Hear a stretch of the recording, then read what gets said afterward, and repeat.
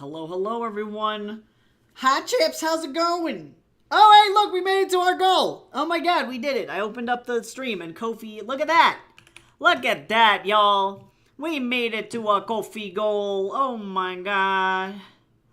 Look at that. We did it. Alright, look at that. So now I can pay my credit card. I used it to buy booth merch and a new booth setup. And guess what? I can't sell the books in Canada at conventions, so that's fun. But that's okay.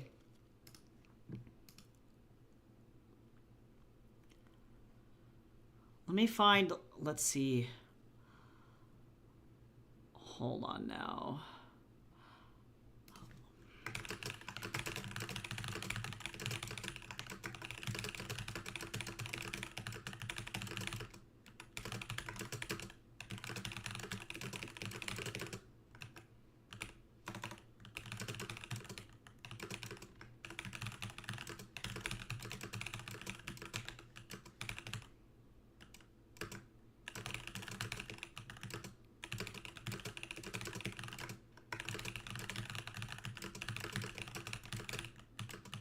Let's see. Alright, cool. I'm asking my friend if they want to line it at my book. Alright, so that's awesome. I love that we don't have that goal anymore. I also am surprised that it's I decided that it's like, hold on, where is it? I need to like, hello, where's the goal? Oh, there it is. Okay, so I'm gonna turn that off for just a little bit because we currently don't have a goal now. So next thing would be line editing my work. But we'll see. We'll see how that goes. If this person can't do it, then the next one would be getting us. Well, and I don't even really feel like I need a Kofi goal for that. I would want to release more of my books onto Booksprout, so that way I could get some lovely little extra reviews on my books. So that's cool. But that's cheap. That's like $10 a month. I'm not really worried about that one, but the line editing might be kind of expensive.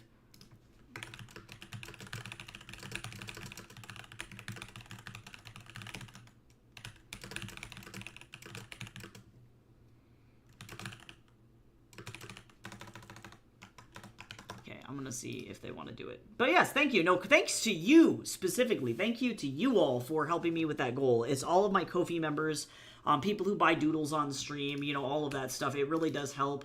A lot of times, like, especially last year was apparently particularly rough for my business. Thanks, Donald. And caused some issues. So, oh yeah, we're doing SFX this week.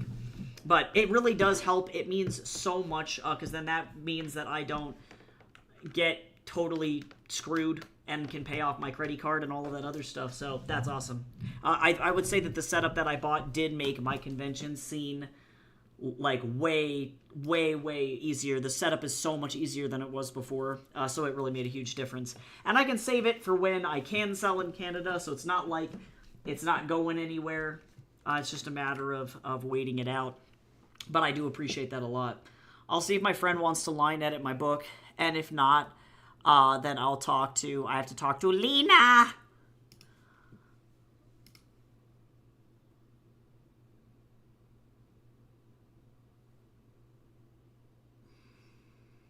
Okay, let's see. But I hope everybody's doing great.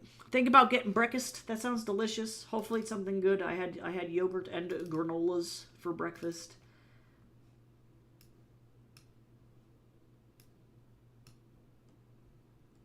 I'm gonna go grab this page specifically. Yogurt is a good one. See, because this is vignette. I'm gonna just go through all of these layers and figure out what I've got going on here. This is the Rui Jingubong. Oh, and then we have some... I have multiple shadows going on here. Look at that.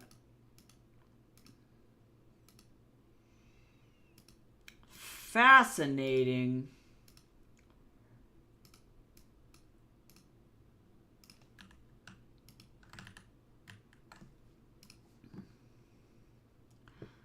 So let's do it then. Although this is low-key gonna suck.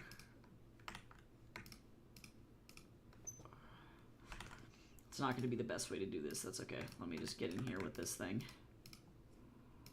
That's okay. This is probably gonna be my lovely base layer for all of this to work on top of, because I need to be able to work explicitly on Wukong. But that's okay. Well, and you know what? Actually, wait. I know what would be easier. Hold on. Hold the phone. There we go. That's better. That's better. Okay. So now, let me get in here. Hi, Gabriel. How you doing? Oh my God, Chips is on a 20 stream streak. That's crazy. You're doing it. You're making it happen. Oh yeah, I gotta go above. Let's see, 44. Look at that. But otherwise, though, I'm doing good. Other than, I whacked the shit out of my toe the other day. 2 days ago, I legit slammed my foot into a door because I was, like, pigsing and I was all stressed out. And, I slammed my foot into a door. And then, long story short, it was ouchy. And, it bruised the shit out of my toe, but I didn't break anything, so that's cool. So my foot has officially gone back to normal for the most part.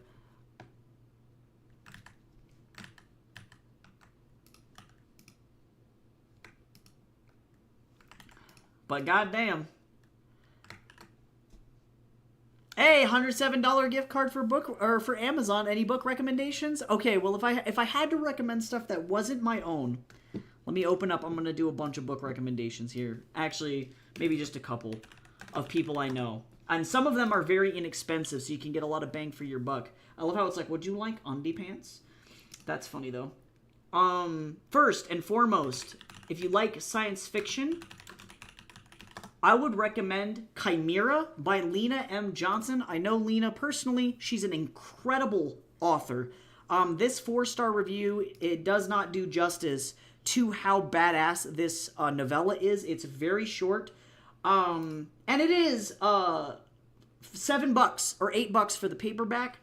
This is an amazing book. It's $2 for the Kindle version. I loved this. I tore through it. Absolutely loved it. It's kind of got like Alien vibes, where you have a bunch of military characters trapped on a ship and there's like an eldritch horror trying to eat them. Pretty great. The main character is a shifter. She also is like badass, so very cool. I absolutely love this one. The next one I would recommend is Lamb, Stag, and Wolf by Eric Fenn. This one is also a novella. It's short. This one is a gay horror folk fantasy. The gayness is not necessarily the primary focus, but if you like Christian-coded religions versus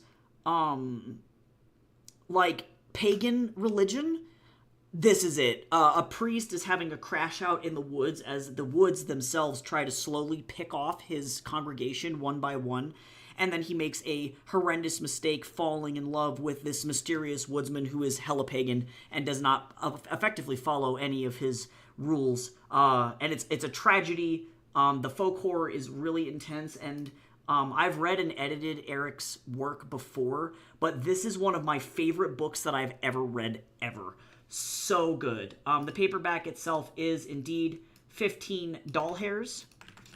Really great book. Absolutely worth the read. I'm sure my review is down here somewhere. Yeah, mine was the first one. Yeah, I said this piece is a masterwork of horror fiction, perfectly blending LGBT elements horror with a commentary on religion, all while using beautifully poetic prose. This novella is a great introduction to Eric's work. I read a beta copy of this work and found myself antsy for each part as it was delivered to me, literally on the edge of my seat. I do not even exaggerate when I said that. Like, it was, oh my god, that was really good. So those are two of other indie authors' books that I would recommend, but let me know if you want a recommendation of any of my books. I don't want to just plug myself constantly. Those two novellas are like absolute game changers. They are literally so good. Linear Light and Gold. Yeah, those two might be good then, because they're short, especially Chimera. Chimera is nice and short. They both are easy to read. They're not really, like, very stressful books in terms of, like, uh-oh, now there's so much content and I don't know what to do with it. But it's, yeah, they're both amazing. Love it. If you're looking to read one of mine and you want to get, like, a shorter, quicker to read book, I would recommend, like, the first Brady Von Altus book. It's super easy to read, and even though it's for kids, if you like Coraline or the Addams Family or Series of Unfortunate Events, you'll likely enjoy that one. It's a pretty quick one, so you won't get too bogged down. It's thick, but that is an illusion because it's just got large font, so. Hey, Aqua, how you doing? Welcome in. Let me see here. I'm feeling very energized. So yeah, my foot isn't brokey anymore, so that's good. I'm fine.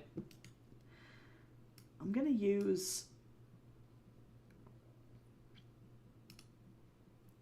I wish that these ink brushes were less garbage.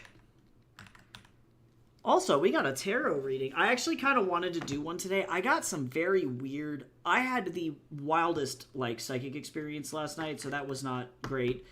And then on top of that, the tarot that I read for myself was very, very weird. And I just have a very weird vibe about today, so I might draw a card for myself as well, because I don't think it's a personal thing. I think it's like a world issues thing. And I know Donald's supposed to address the state or the nation tonight at 9 p.m. Eastern, and I'm like, something funky is gonna fucking happen, and I'm not really sure what it is, but I'm kind of curious. But let's get you your card for today. Also, everybody should hydrate. Today I'm drinking a Peach Ring Alani. Oh my god, it's so good. It tastes like a Peachio. It's my fave. Best flavor. I figured peach flavor would be appropriate for Wukong today. All right, so Gabriel, you got Queen of Pentacles reversed. So this means either, one, you may be having some kind of money or resource issue with an older woman or feminine presenting person in your life. That could be it. So if you've been having money trouble, that might be this. But overall, the message is definitely, you might be feeling particularly bogged down lately, and you're not very confident, but you're persevering through whatever ickiness you're going through. And other people might be telling you that you're doing it wrong or that you should be changing the way you're handling the situation. But at the end of the day, you're right. And just keep on keeping on, because what you're doing is the right thing. Conserve your energy, conserve your resources, and don't let anybody else tell you how to handle the situation, if that makes sense.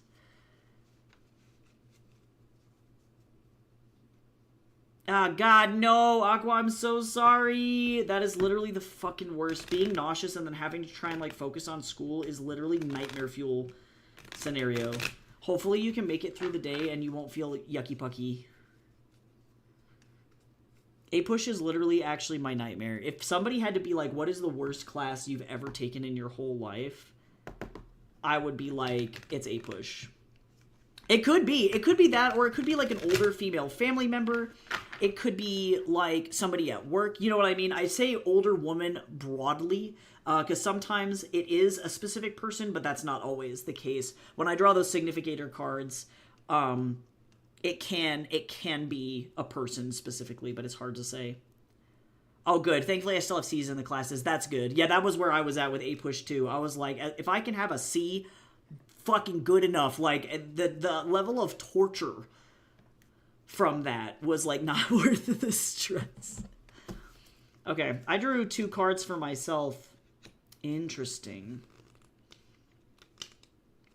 So I got 10 of Cups upright. Well, I was going to draw 1, and then these 2 stuck together, so that means that there's some kind of interesting subliminal messaging here. So 10 of Cups upright is issues that have to do with community, heart, emotions, empathy, taking a break, relief, community relief, togetherness. Interesting. And then I got 7 of Wands reversed.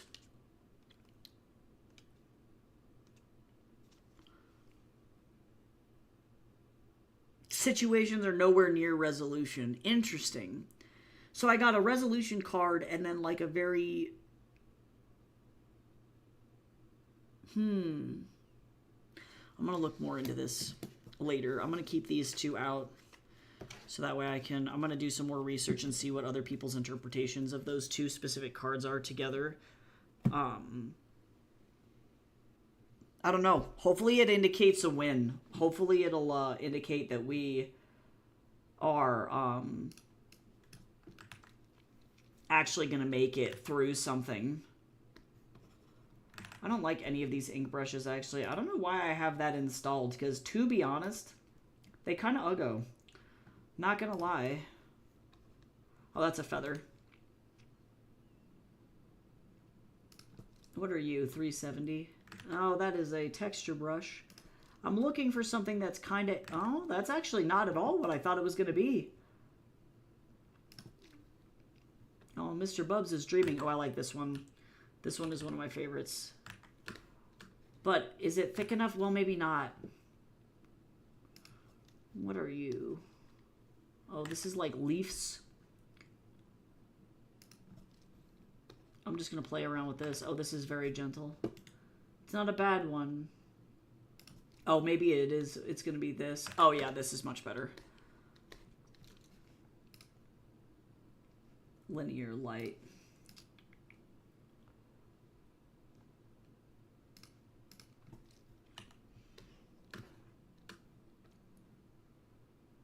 And I'm going to try and focus this light around his head specifically. I don't want to drag it all the way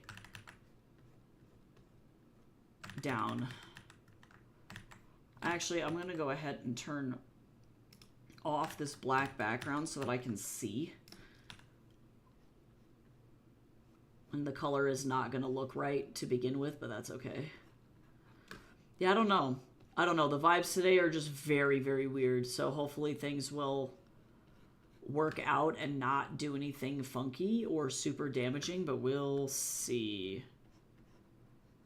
We're gonna fucking find out, I guess.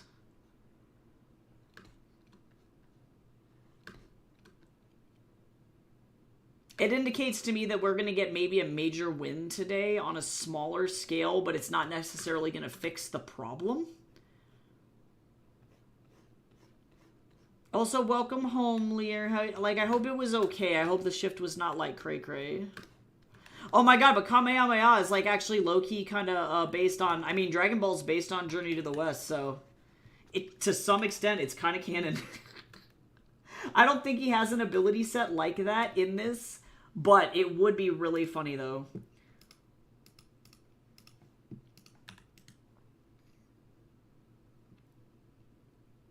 Can you imagine?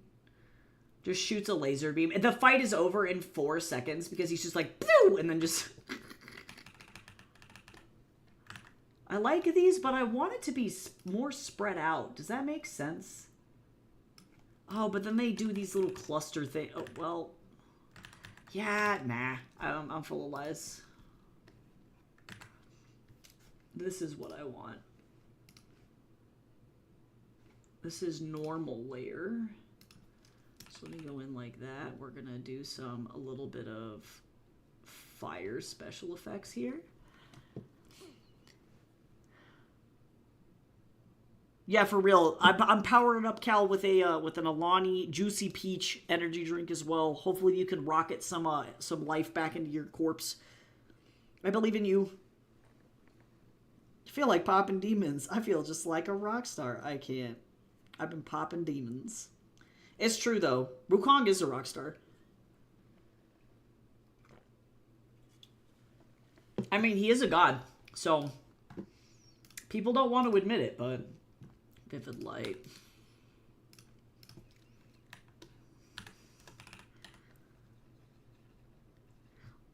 I'm trying to think of other exciting news and things. We've had a lot of, like, insane news today. For those of you, I posted a bunch in the art share about, or art finds about interesting news.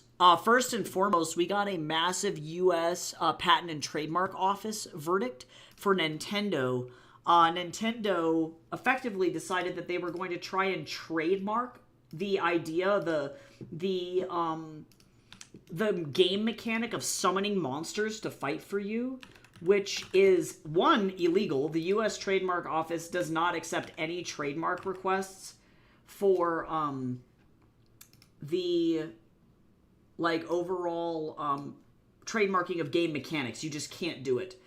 So, by Nintendo trying to do that, they were breaking a pretty solid precedent that's been in place. Not just, it doesn't apply to even just video games, it also applies to board games as well. So, they were trying to trademark it, which means that other games like Pal World would get a cease and desist, and like Nintendo could sue them for having, like, the summoning mechanic. That would also affect Kingdom Hearts, Final Fantasy, any kind of, like, animal collection game, even if it was, like, casual, you know, so super weird. So, long story short, they failed, and now they can't trademark that. So that is super funny to me. Haha, and I hope you can eat rocks. So I thought that was pretty great.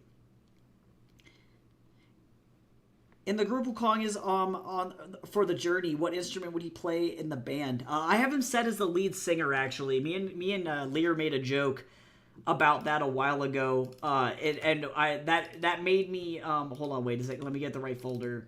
That inspired me to draw this stupid. We jokingly called the band Monkey See, Monkey Do, but he's the lead singer because he needs attention and can't physically not be the center of attention 24/7. But I have Leon on bass, I got Bo on drums, and Sean is backup vocals. So, you know, it'd be pretty good. It'd be a good quality content moment.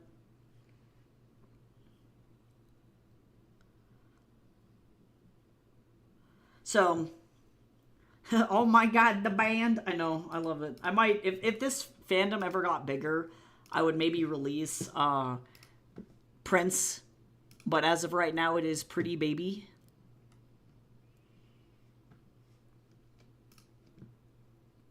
But that's okay.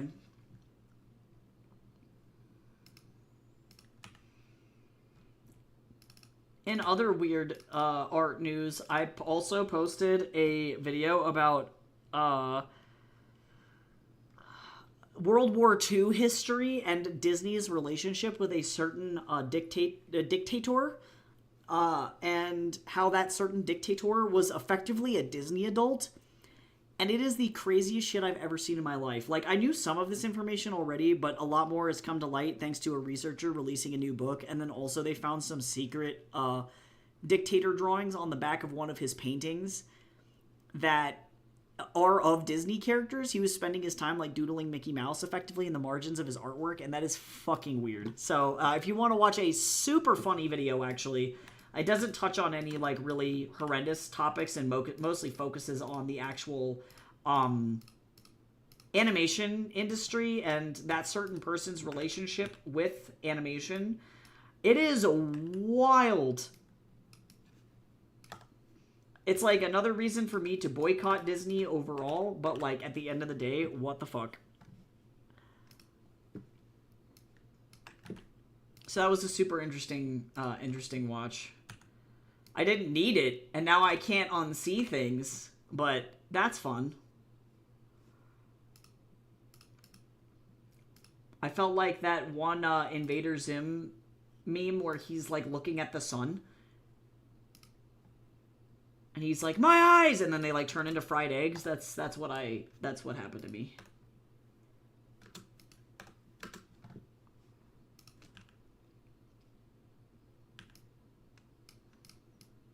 I'm gonna actually change this.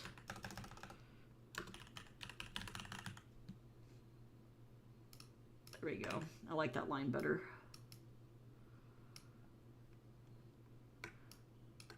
So yeah, low-key traumatized, but that's okay. That's alright. Oh god, we had 9 pallets and we started late and I was stupid and asked my boss, or if my boss wanted me to stay late. No! And then they exploited you. I'm so sorry. You did the right thing emotionally, but the regret, I am sure, is like real.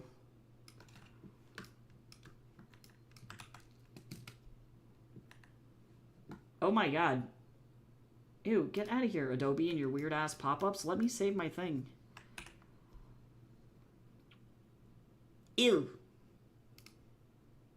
Also, in other news, I ate grasshoppers yesterday. That was what I chose to do for my birthday because this is who I am and I can't be stopped.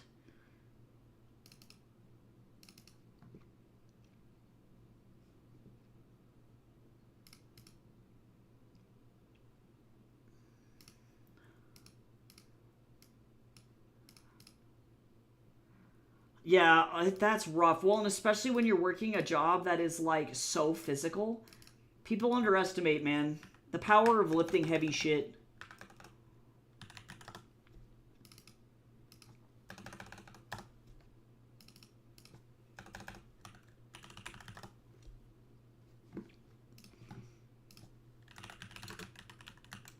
Actually, I'm going to just very quickly, let me turn this off. I'm just going to change your eyebrows a little bit here. Oops, why would I do that? I always expect it to just select the only brush that's available. But then it doesn't do it. It gets angry.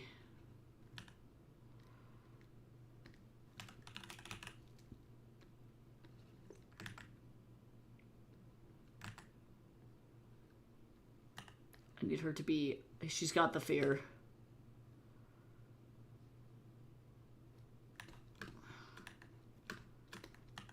I want a tinier mouth, though. This looks really scared. I don't need her to necessarily look that freaked out.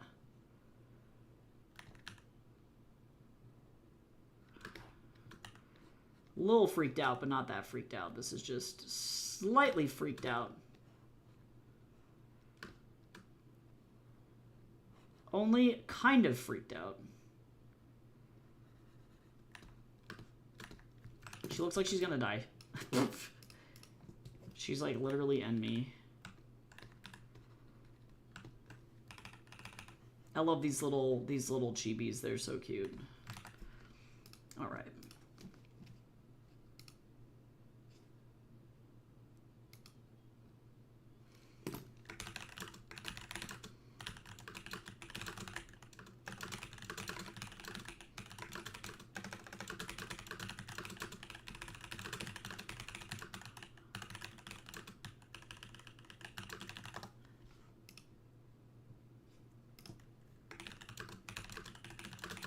Okay, let's see. I got so many Discord messages.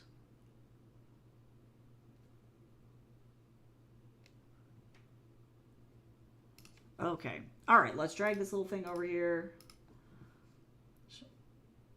Sean's like, you're gonna get your ass kicked. She does not know. She does not yet know.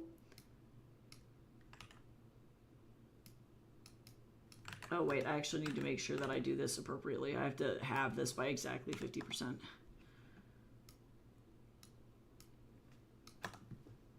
She's so cute! Alright, let's get this. Since this is one page, I actually don't need to format it. Yes, I do. Actually, I'm full of lies. I was like, I don't have to do anything, but yes, I do. I need to resize the text bubble. I'm full of lies. But yeah, for my overall birthday celebration, Jason and I ended up going to a James Beard, like, award-winning Mexican restaurant to go get some pozole. and it was legit the best pozole I've ever had in my whole life. The guy invented like a new flavor of pozole, so that's really fun. And he also had some really unique tacos on his menu that I've never seen anywhere else. They're really popular in like Mexico City and in Oaxaca, but like I in terms of like the U.S., I've never seen them here. So it was nice to be able to get some more traditional food. I had video seco for the first time. That was fun. It's I want to say Mexican spaghetti. That's like the closest thing that I can possibly like compare it to is Mexican spaghetti. And it goes on a tostada, so it's like it makes sense. It's really good though.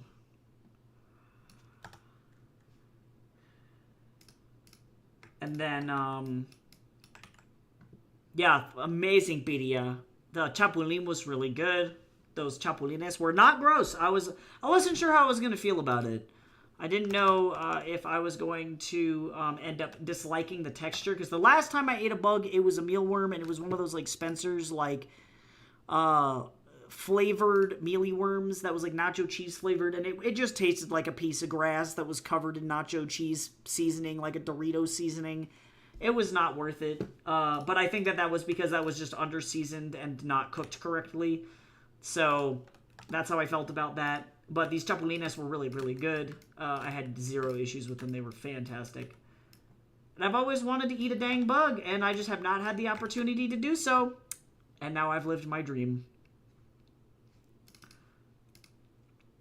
Also, everybody should sit up. Oh, I was shrimping really hard, Gabriel. Thank you for that notification. That was really crispy for a second. That was not good.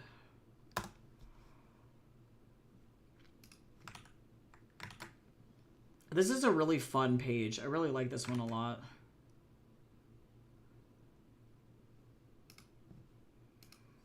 Hi, Ava. How are you?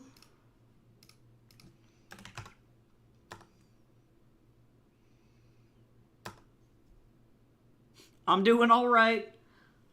I was talking about my birthday adventures yesterday. I went to a really good Mexican restaurant. It was super delicious.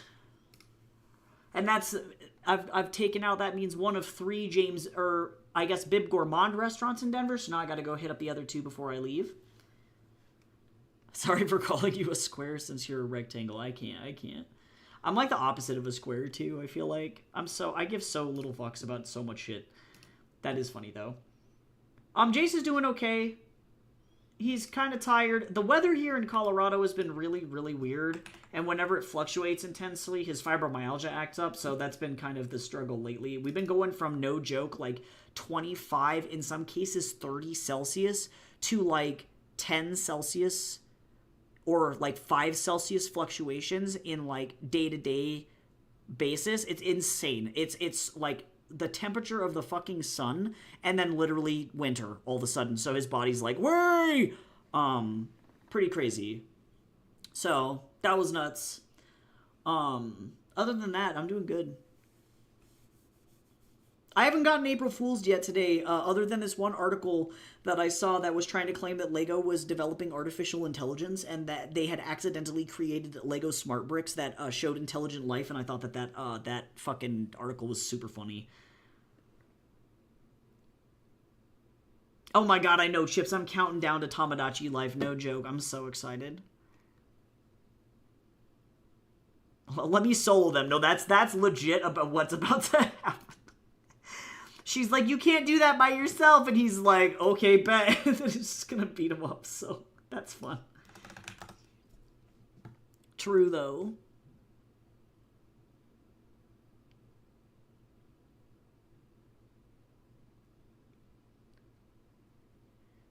Crazy weather. No, you're right, though. No, and like Aqua, when I was coming back down from the Commerce City Mini-Con, we were going down Tower, which leads to the airport, the Denver airport, right?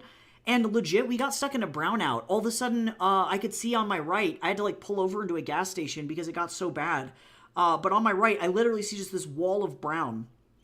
And it was crazy. Then all of a sudden, literally, wall of brown. Nobody could see. We had to stop on the side of the road. We had like 2-foot visibility, like on maybe like 55-mile-an-hour gust. Absolutely nuts. Blew past us and then it was gone. It's crazy. So I don't even know. Then we had to get out and get gas and shit was still like blowing around like crazy. It's fucking nuts.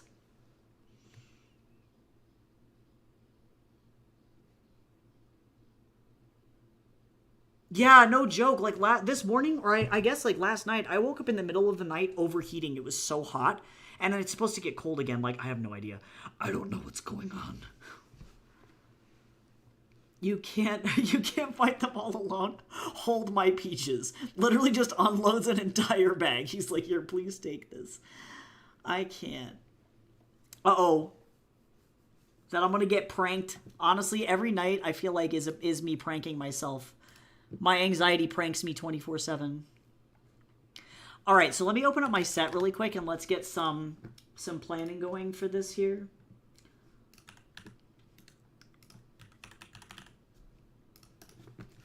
Let's see.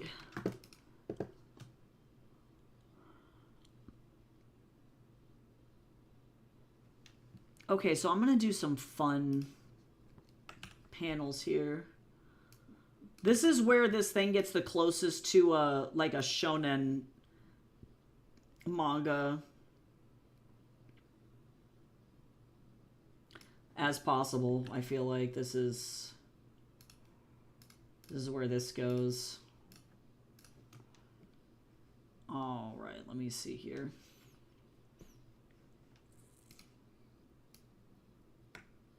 Kind of want a skinny little panel here because it could just be kind of fun.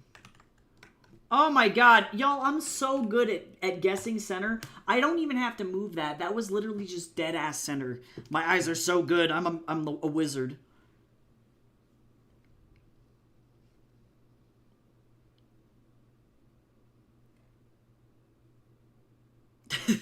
That's real. I'm so sorry. I'm so sorry I hit you with that. Oh, that's funny. Whenever you cringe at your past kid self, just think that you were bullying a child. Oh my god. You're like, don't be mean. That is kind of funny, though. It's true. It's true. I think Kid Me would be pretty proud. I think he would also be like, bro, why are you so stressed out? And I'd be like, sorry, nothing gets better. Oh, actually, I can kind of do some fun stuff with this, like, standoff shit here. I'm gonna go like this. And maybe I'm gonna put a big black, like, gap here to emphasize, like, wait time. Oh, but actually, ooh, I might reverse this.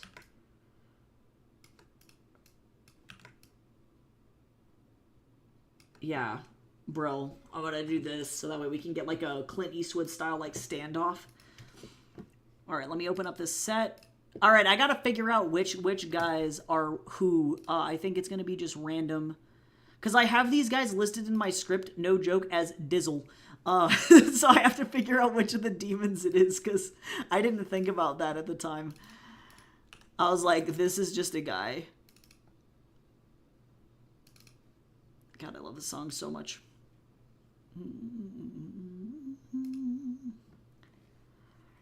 Would Sun Wukong use a gun? I think he wouldn't, just because he prefers the challenge, but he does get shot a lot in this comic, and then he gets very pissed off because bullets are like, they won't necessarily kill him, but they will fuck him up pretty bad, because Wukong is like a metal fire element. And so there's a couple of things, like if you look at like Chinese elements and interactions, in Chinese medicine and in also like feng shui as well, the wuxing are like 5 elements, and they have this lovely little star chart on how they impact each other. So much like Pokemon, they have different interactions. So generative means that it benefits, or like let me make sure that I am defining this right. Oops, I spelled that wrong. Wuxing is with an X. Oh my god, help me. Mother, son. Okay, so comes from. Okay, so Metal adds energy or can transform its energy into another one. So in this case, water nourishes plants, so it nourishes wood. Wood feeds fire. Fire then destroys and gives nutrients to the earth. Earth hardens into metal. And then in Chinese medicine, mercury was one of the most important metals. So mercury then becomes liquid and goes to water. So you can kind of see how the cycle goes. Certain things are destructive to other elements. So in this case, Wukong's main sign is fire, and he's also considered a metal element as well. So he is destructive to himself. He can overheat, he can warp, he doesn't think correctly, those kinds of things. Water is directly destructive to fire, but sometimes the elements can interact with themselves as well. So in the case of metal versus metal, metal is strength, structure, and refinement, but it has two different focuses, yin versus yang. So that's going to be your inward versus outward. So if you have unbalanced, it's, controlling, judgmental, overly detached. That's more of like the emotional side of it. But if you think about it again from a Pokemon perspective, it's like if you attack an electric type with an electric type, it's not very effective.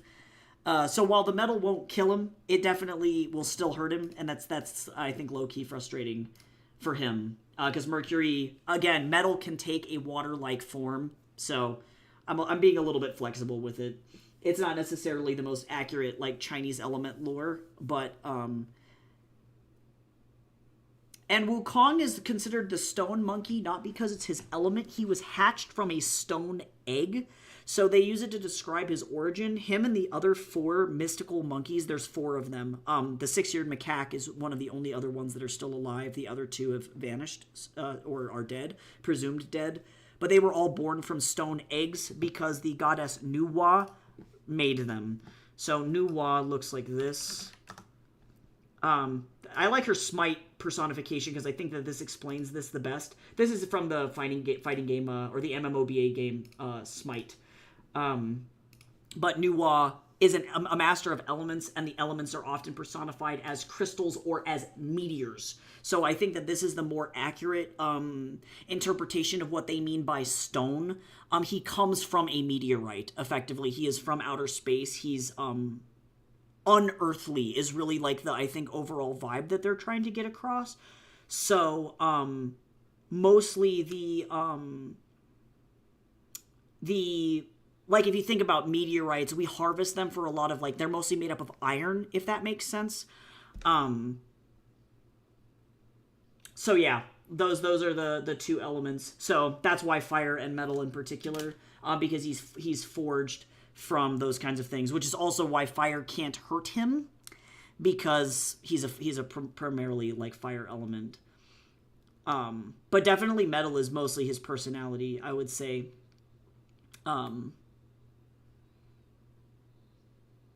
Yeah, if you look up, like,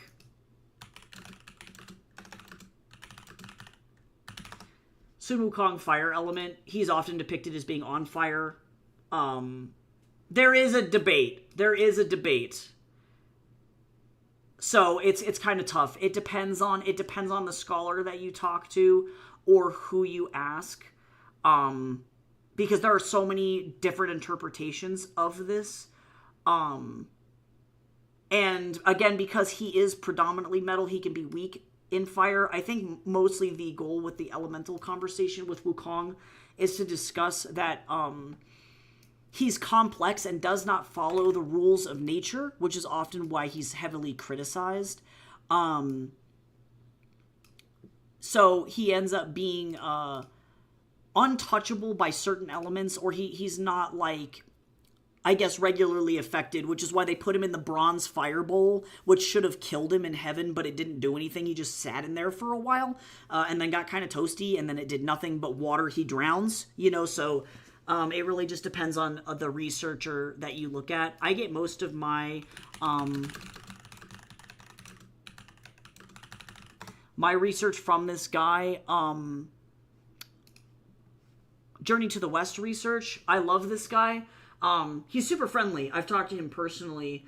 And he's got different articles specifically on the 5 elements theory, and how each aspect of Wukong plays into these elements. This particularly is over the staff, I believe, and how that works. So you can check out his research in particular about Wukong and, you know, the true Samadhi, fire, and Red Boy, all of these things and elements. But he's I think the most trustworthy source for Western scholars and like modern researchers. The guy's done so much fucking research. But yeah, he's like a comet. So equal parts fire, equal parts metal, depending on who you ask. But again, it also heavily depends on the translation of the scholar that's doing the analysis, the studying. Yeah.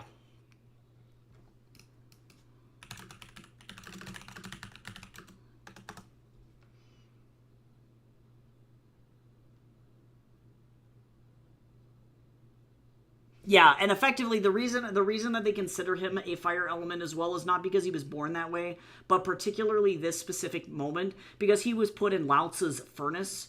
It gave him an ability, fiery golden eyes, which inherently changed his nature. So, yeah, it's a very complex thing. It goes into, again, Chinese elemental, I don't know, theory, I guess would be the way that I would talk about it. But in Chinese elemental theory, elements can change forms, just like we see, you know, certain elements at certain temperatures shift from liquid to solid, those kinds of things. So they believe and used to believe that those things are transformational and they can have different natures, or I guess like overall, I don't know.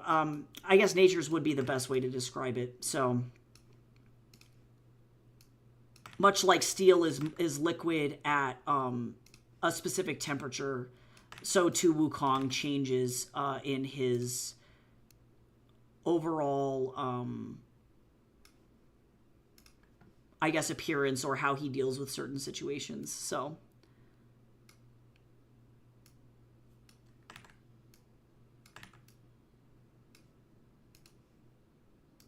If that makes sense. It's a very complicated topic. There's a reason why there are so many researchers who have tackled these kinds of things.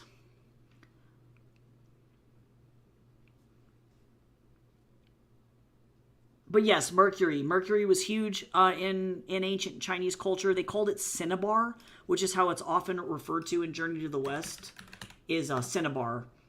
And it's this red, it's a scarlet mineral composed of mercuric sulfide. So it is the primary ore for mercury. And they would, here's a great example of actually a cinnabar vase, from ancient China. So they would do a lot of stuff with it. They would make sculptures, they would dye fabrics, they would eat it. Definitely not saying that was a good idea. Insanely toxic, obviously.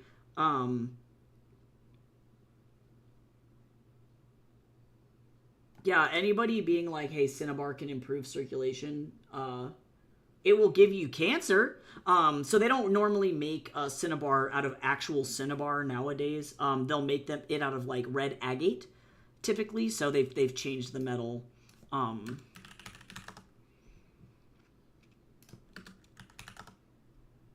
But this is the color that, or let me see.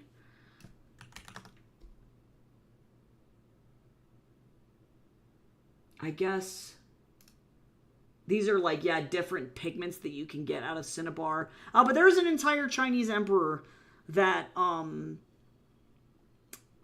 ate a shitload of mercury to try and cure his cancer, and long story short, it did not help.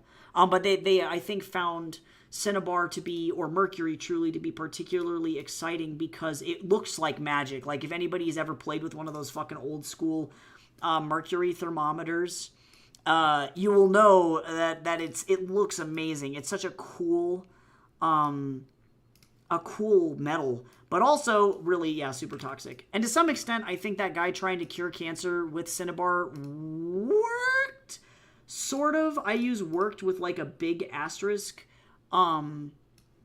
Because at the end of the day, it did end up killing him. But for the most part, you can microdose on mercury to stop cancer. And we even use, of course, like certain techniques like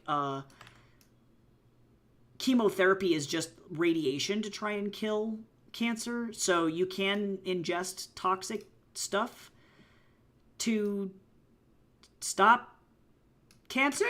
Yay! I think it did make him live longer for a little while, but at the end of the day, it just, like, it wasn't the right treatment. Unfortunately, like, yeah, not a good move. See, I need to tilt this camera so that way there's... I want to make this guy look really fucking large. All right. But sorry to ramble so much. There's a point being a lot of research that goes into this shit. And if you're not familiar with Chinese culture, it can be difficult to parse through all of the information. Yeah, they wouldn't do vaccines. They would grind up the cinnabar, the mercury, into a powder, a bright red powder, and put it in pills and ingest it. So in Journey to the West, Sun Wukong consumes thousands of heavenly pills that make him immortal. And in that context, the holy pills would have been made out of mercury, out of cinnabar. And that's what grants him immortality at the end of the day.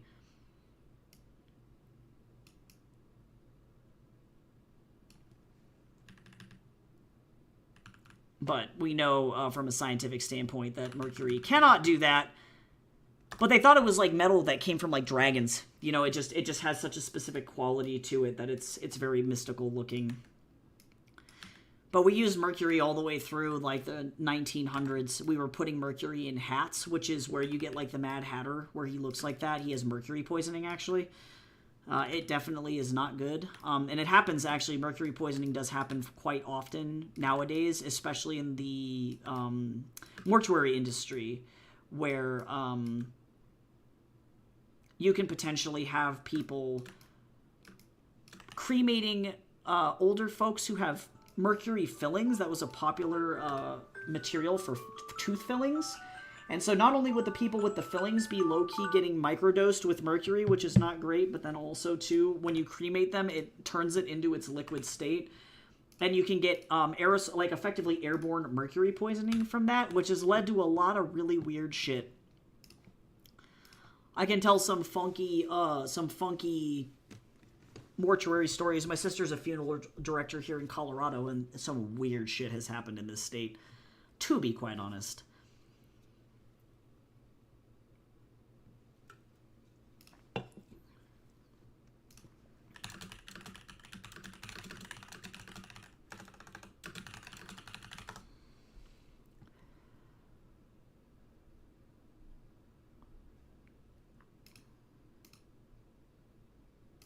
Yeah, this is actually a great article for anybody who's curious about Sun Wukong's stuff, or like this is on Jihu, people talking about it. But I think this person has a great overview of why we can't consistently call Wukong one element. But there are many debates about the 5 elements of Sun Wukong, with some believing that he's the fire element and others believing he's the metal element. However, these are all superficial analyses, failing to understand the deeper meanings of the 5 elements. We will focus on interpreting the character heart. In the philosophy of the Wen Shidao school, it is believed that heart and bregma have been confused by many people since ancient times. The terms thought, mind, emotion, spirit should accurately be described as bregma thought, bregma mind, bregma emotion, bregma spirit. This means that the usage of heart and bregma have been inverted for a long time. In traditional Chinese medicine, heart is the fire element and spirit is the fire element, corresponding to each other, collectively referred to as heart and spirit. The bregma, also known as the brain palace, is of the earth element, meaning that it is also of earth, collectively referred to as bregma and meaning. Fire and earth are complementary to each other, with fire nurturing earth, just like we saw on that star diagram from earlier. The Bregma is primary and sovereign. Heart is secondary. In simpler terms, the heart is like an old farmer who provides food. The Bregma is the ruler who makes policies.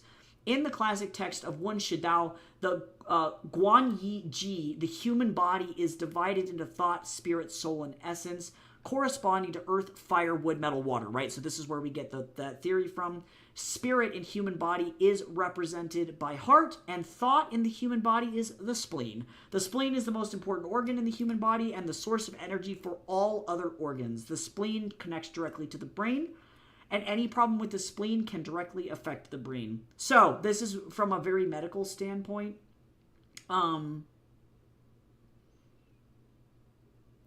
But yes, Sun Wukong, also known as the Golden Lord, refers to the element of fire overcoming element of metal.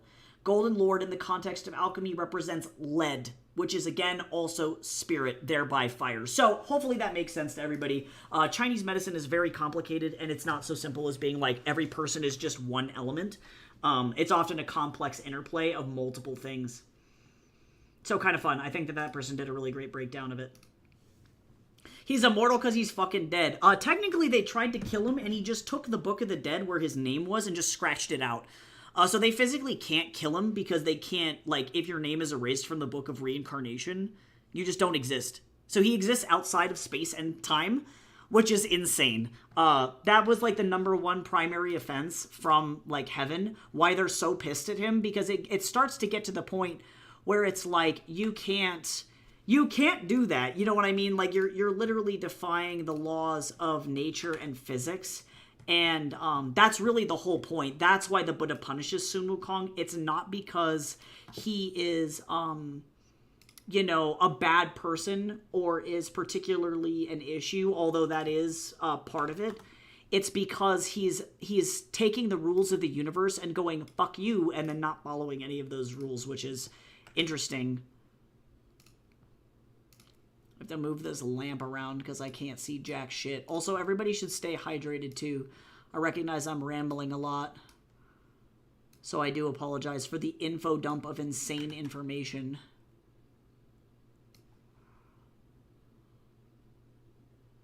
So apologies. There's a lot. It's a lot. I feel unstoppable. Insta dies. I can't. Well, like, in theory, he should not have been able to do that. And I think that that's also why Heaven is like, bro, what the fuck? Like, you can't just guzzle 40 million pills and then walk away. And so, but it's because he erased his name from the Book of the Dead that he doesn't die, you know. The bro, he effectively entered God mode, and everyone is pissed off that he is just not following the rules anymore. He's flying around the world like it's a sandbox, and they won't stop him. Absolutely insane.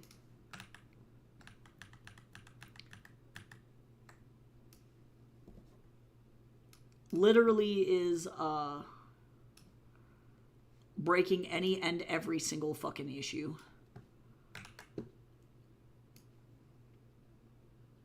And the Buddha's just like, please chill, dude. And he's like, no! He's a Mary Sue. He Mary Sued himself.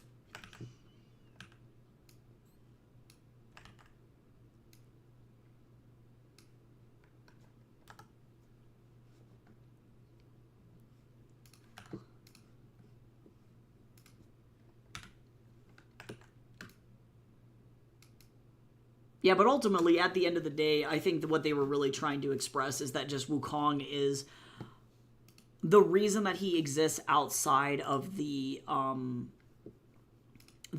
overall, I guess, regular theories or regular conventions of the world that exist. I actually think I can reuse this page. Oh, well, maybe not. I'm gonna be good. He exists outside of the realm of normal, simply because he is effectively an alien, which is wild. Also, we got a whole self-care combo. Everybody sit up straight, stretch. Also, too, I'm activating Teehee. Hello, Teehee, I say. How dare you? Oh, wait, is Numlock off? Teehee! There we go. I could not get him to Teehee. He did indeed Teehee. But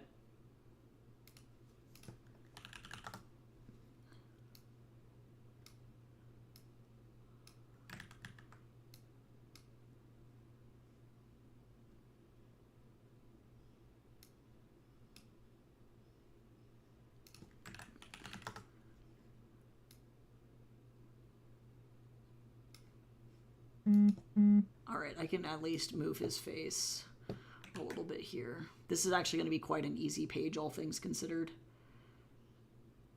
But we're going to go with this. I actually didn't have to censor that much and or anything because everything is working out just fine here.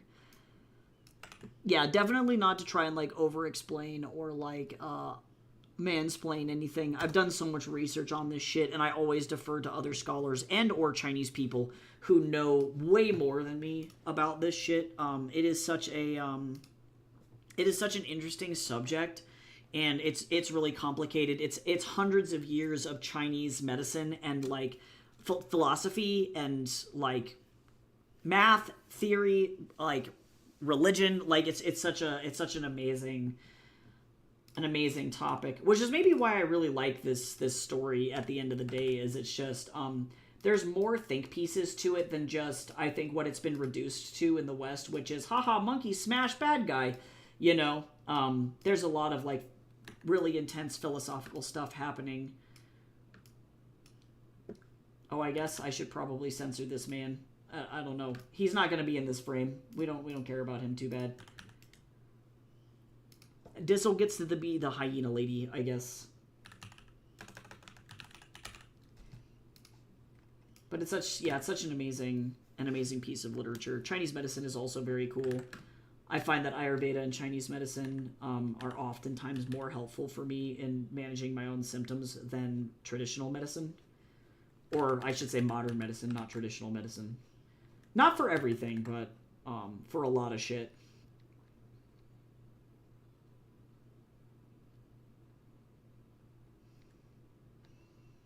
I actually might have his eyeballs go full blue here. I might do that.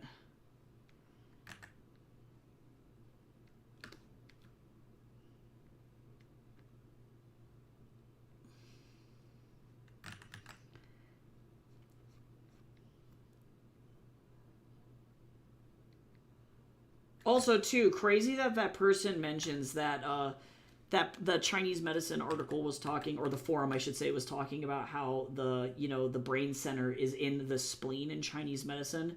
Guess who just read an article this morning talking about how they think that they figured out the cause for dementia and Alzheimer's, and guess where it fucking starts? The spleen. So I feel like Chinese medicine is so insightful in a lot of ways that we don't understand. And we have not really scratched the surface of understanding how the brain works. Yeah, they're effectively their theory, and it's not just the spleen. It is the potentially the spleen, the skin, the lungs, or the gut are going to be the big four places. And the reason is because the inflammation markers that cause Alzheimer's and dementia, that triggers your brain to start producing those proteins, which is what ultimately makes you forget shit. Those, the signals, the indicators that say, hey, make this thing, are in the spleen. So if you suffer a really bad inflammation episode, and that can look like anything, you could get cancer, you could have something like Crohn's disease or celiac disease, an allergy, a really bad lung infection like COVID, we may see a larger influx of people getting dementia or Alzheimer's because of COVID. And that's a crazy thing to think about. But one incident, particularly, they were noticing that it's when you are looking at people between the ages of 50 and 60. That's when that shit happens. So if you got COVID when you were young, you're less likely to be affected by that as somebody who got COVID when they were 60, for example. And we still don't understand the mechanism necessarily, but it would explain a lot. Like, my grandma had mad dementia, and she had half of a pancreas, a malfunctioning heart, and malfunctioning lungs. Like, her entire gastrointestinal system didn't work, and then she got dementia, right? Or my aunt has had breast cancer 4 times, and she's been diagnosed with dementia, right? So all of these things start to connect to each other, and it's not so simple as what we thought, which was, oh, your brain is having a freak out, thereby we need to target the brain and fix the brain. Now it becomes, oh, well, actually, we're targeting the wrong thing, and we need to catch this disease 20 years earlier, so that way it doesn't do what it does. We can stop it before it even develops, right? So, very cool. But yeah, long story short, Chinese medicine, y'all. It can't stop cancer, but like once it happens, but maybe it can prevent cancer, you know? Really cool philosophy. But I also live in Colorado. We have a lot of like Chinese medicine practitioners here because of the Naropa school. I probably have mentioned it before. They are very cool, and the Dalai Lama came over there one time. It was pretty neat. So I feel very connected. Ayurveda saved my dad's life. You know, I recognize I'm kind of biased. And it was Ayurveda in combination with modern medicine. But at the end of the day, without it, he would have died. Like, pretty nuts. It's a little bit intense. I don't need it to be that big.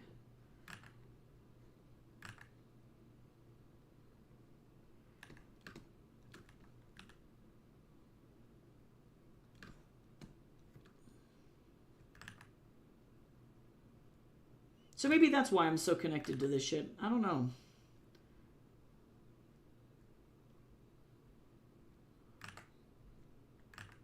It's a little wide.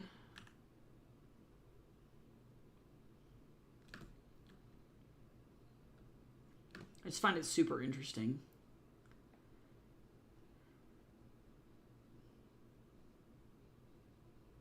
Unfortunately, at the end of the day, I think what it means is, like, we found out that, fucking putting lead in paint is gonna hurt so many people. Like, I think about how my grandma probably inhaled so much asbestos in her life.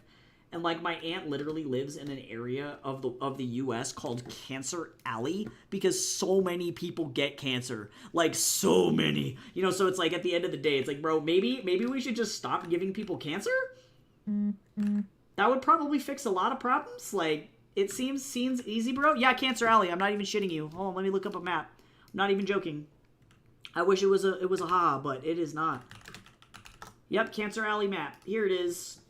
So, Cancer Alley is an 85-mile stretch along the Mississippi River in Louisiana between Baton Rouge and New Orleans, characterized by a high concentration of 170 petrochemical plants and refineries. So, in other words, here's the map. There's Baton Rouge. It's a hot spot. That's where my aunt lives, is in Baton Rouge, and it goes all the way down the river to New Orleans. And so they're dumping fucking literal battery acid into the river, and people are just drinking that shit. And it goes all the way up and down. Your chances of having cancer here is like 10 to 20 times more than other people in the U.S. Here's ethylene oxide. There's Baton Rouge right there. Shell. Yeah, it's bad. It's really fucking sad, actually. Like, look at this fucking map. Holy shit. That's the air. So that's not the water. That's the air. So that's fun. And then people won't move. And predominantly the people impacted in those areas are either very poor people or black Americans. It is, like, actually legitimately, I think, a like, crime against humanity. And we just let them continue to do it. Yep, yeah, and then, yeah, exactly. They literally kill you, and then, yeah, you can't afford the treatment. Or you get weird things, like I think about my aunt with her dementia now, and it's like, she will just die. It's terminal. Dementia's terminal. You know? Eventually your brain forgets how to breathe. That's what killed my grandma. Or your brain forgets how to make your heart beat. You know, weird shit. So, it is... People like to talk about, you know, environmentalism as if it just impacts, you know, our world, right? It impacts climate change, all of those things, but at the end of the day, it will kill people. So I'm very thankful I don't live down there, point being. And other places in the world have similar issues, but that's the most severe one I can think of in the U.S. Point being, take care of your spleens, folks.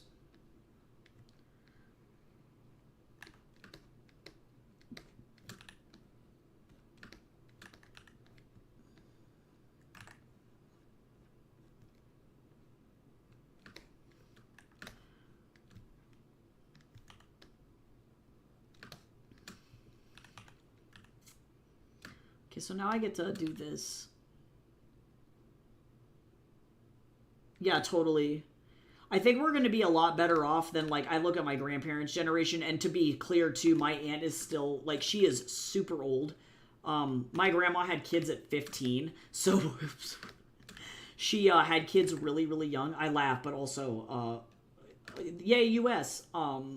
And so her two eldest kids, so that's my Aunt Rosie and my Aunt Barbara, who's the one with dementia again as well. They, oh, I'm actually, did I put this on a new layer? Oh, thank God I did.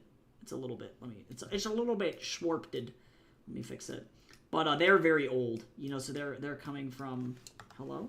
Oh, yeah, I forgot that it does. Oh my God, don't tell me that you broke. Oh, it did. I have to close Photoshop. It broke. But they're super old, so I think that they were exposed to stuff that we've never been exposed to such a scale. Okay, actually, I just have to close this because it's not going to work. Bye, Photoshop. Thanks for nothing.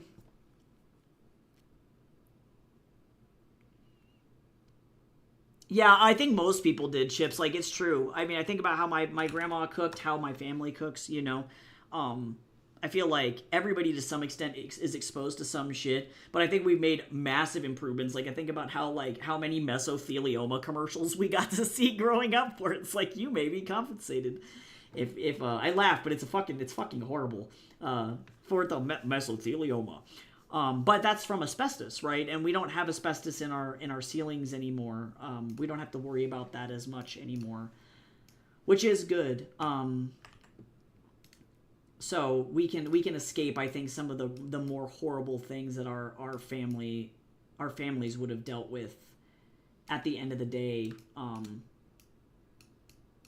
But it does also mean too that the Deep South is the most impacted. I'm just gonna kind of warp this around. This will be fine.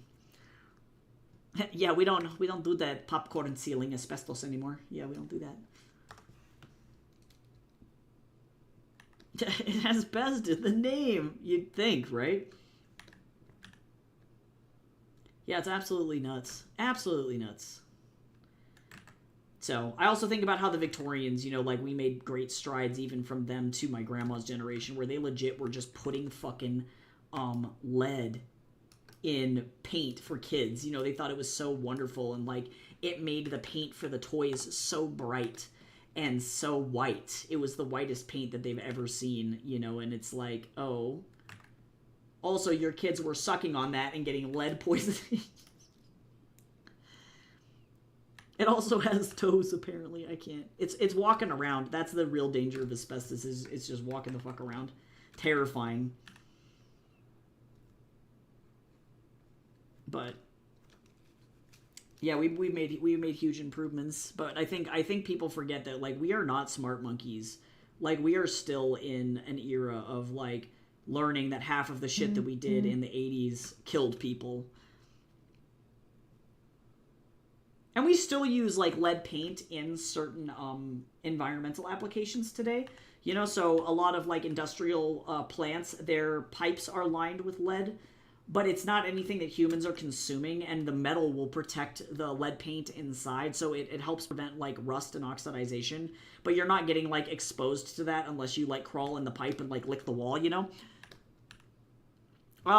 Lead, so interesting story about all the heavy metals.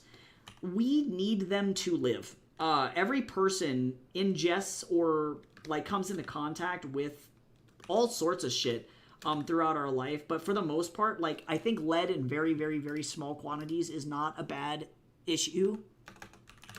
And this may not apply to all heavy metals, but things like, or not all metals, I should say. It may be a heavy metal issue is where we run into that problem.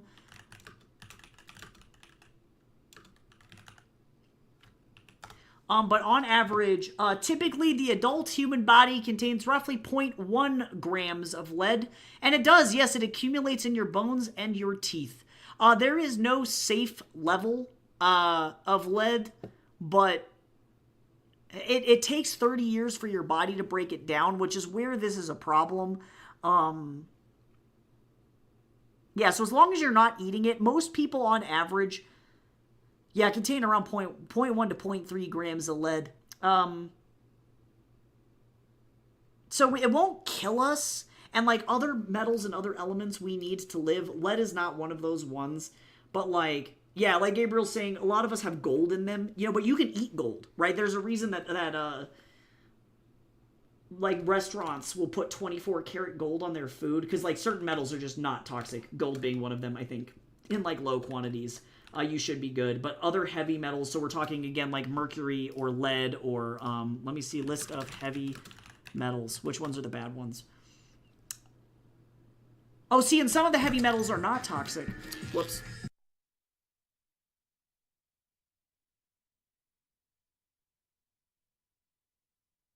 I straight up yanked my headphones out.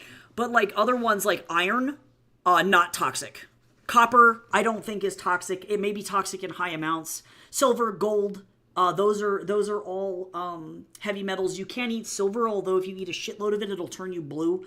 But others like lead, mercury, cadmium, arsenic, and chromium are fucking bad. Those are the bad boys. So to some extent, we need these minerals to live, but then in other cases, it's like they're just dumping a bunch. Like cadmium is so fucking bad. They used to make cadmium paint, and they don't anymore because people were licking their paintbrushes to like find the or like make the point more fine, and then we're licking cad paint off of the fucking paintbrushes, and then you know, getting fucking cancer because that's fun. Don't fucking lick cadmium. But yeah, iron's super important for your blood. We get a lot of iron from like organ meats and animals, you know.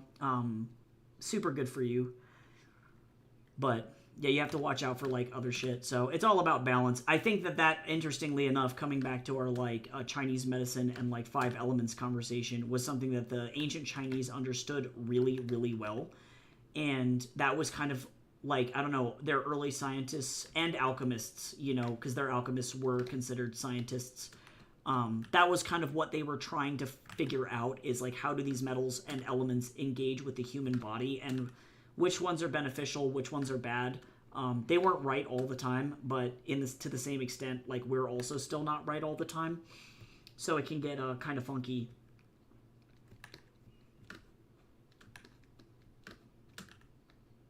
Just a wild time in general.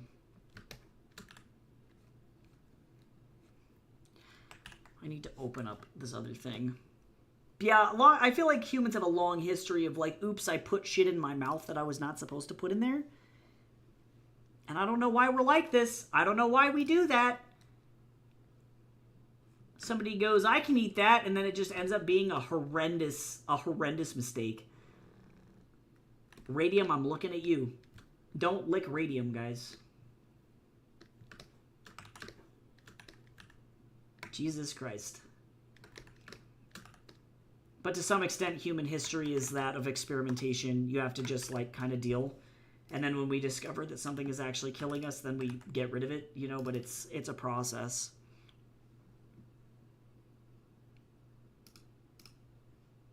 It ain't good necessarily.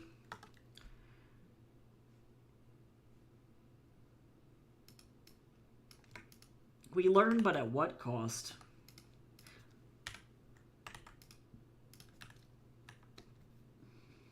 I'm gonna go ahead and get this.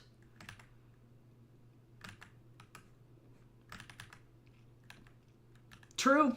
Yeah, and sometimes those discoveries work in our favor. Exactly.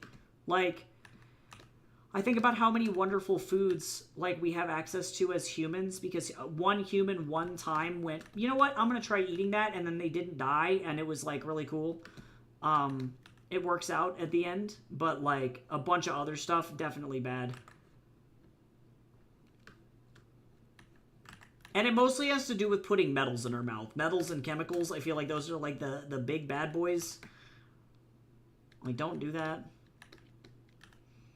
Everybody should go watch the musical Firebringer, by the way, because the musical itself is about cavemen discovering fire. And there is one cave person, and her entire job is to test foods for poison. And so she will put shit in her mouth all the time, and it's great. Her entire character is wonderful, and I stand by her for my whole life. She's literally putting her life on the line every 5 seconds to, like, lick shit. My favorite part of the musical is when she meets a cave person who's an artist, and he makes his own paint. And she's like, oh, you know, she's like tasting it. And she's like, yeah, I can detect some berries and some of like mud and crushed up beetle. You know, she's like a sommelier. She's tasting it. She's like, there's like an element in here that I can't quite understand. What is that? And he's like, it's my poop. It's terrible. She's just like instantly traumatized. Like,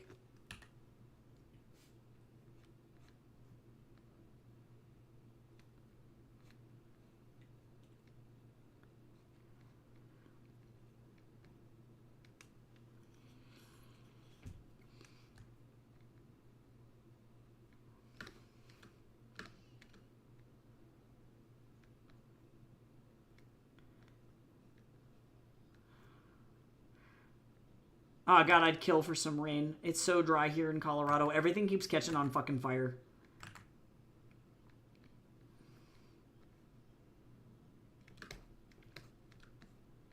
Mr. Bubbard! What do you want, Bubs? Come here. Oh, he wants attention. Mr. Bubs, you smell like stinky poo-poo. Why did you jump up here and fart on me? That's very rude. That is some rude shit, sir. That is stinky no-no boy behavior.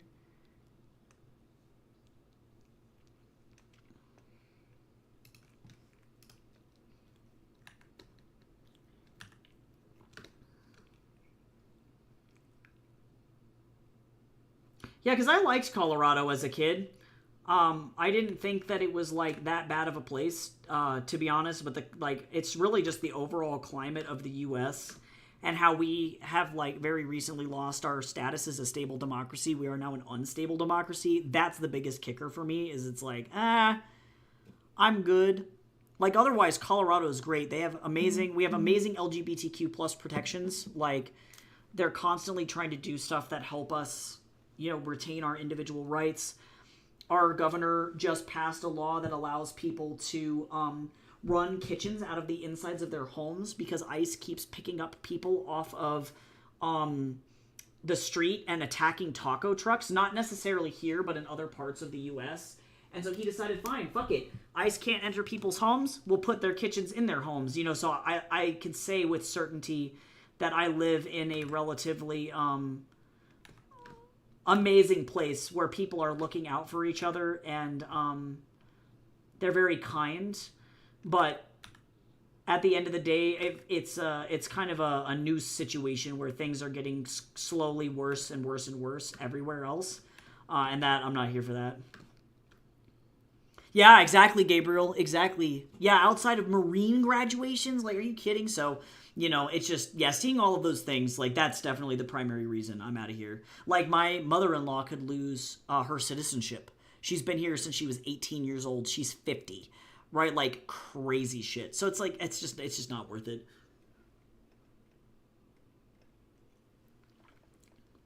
And, like, you think that you have protections, but at the end of the day, nobody is protected.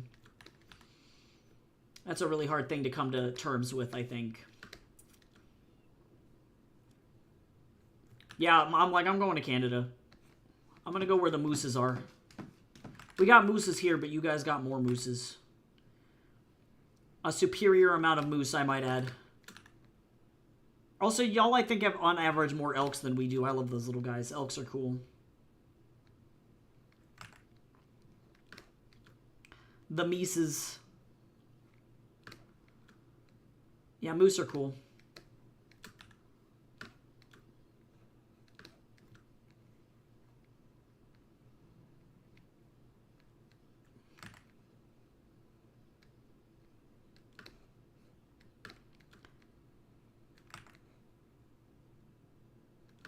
Yeah, you got it. No, you'll get there, Chips. And already, too, like, I think that your move to a safer state was a really good decision. Like, things are not super great in a lot of places. However, like, I can say with certainty that living in a more safe state has made getting through this a bunch easier. You know, so hopefully you'll be able to, like, find some stability, at least a little bit for now, like there, and then move forward, you know? But you'll get there.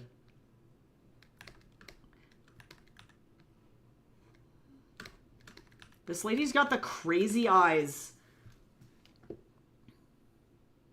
Oh my god, the deer and the moose are at war. How did I not know about this moose war? Crazy.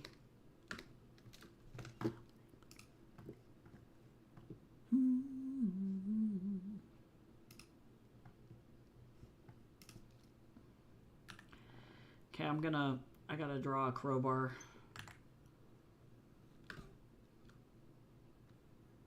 Actually, I'm gonna have the hook on this end.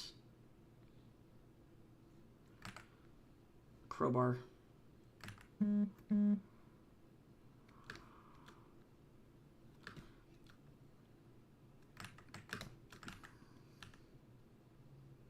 Oh, this is a relatively, like, flat piece of metal, actually.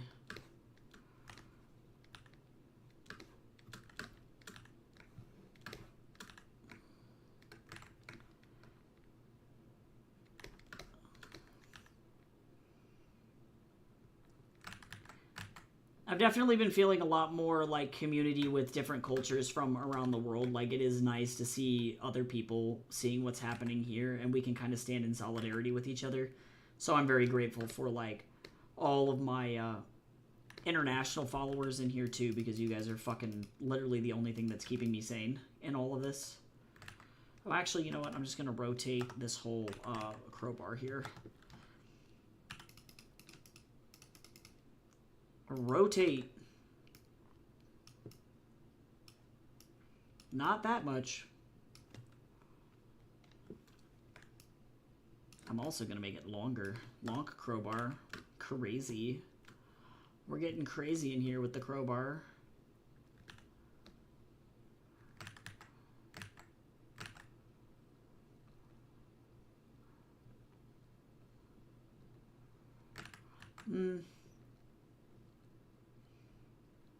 I'm going to curl up, bring those fingers in, because I don't care.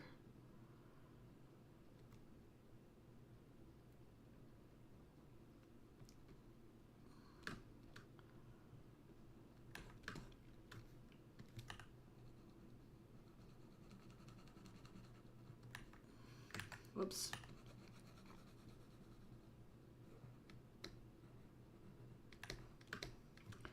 Wow.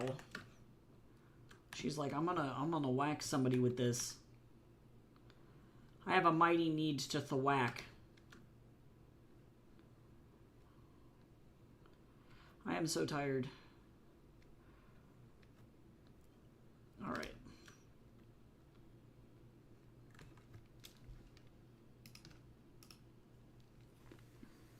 Half-Life, anyone? True.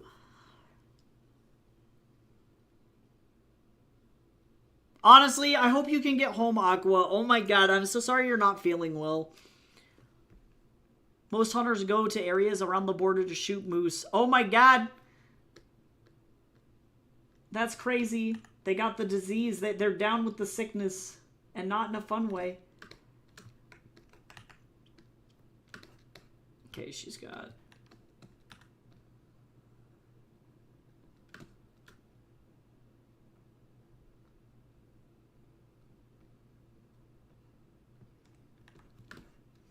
glovies on.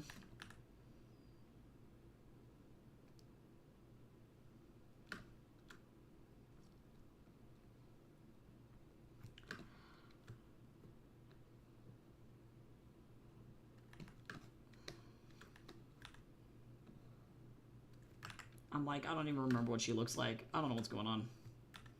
I'm like, I don't know this lady.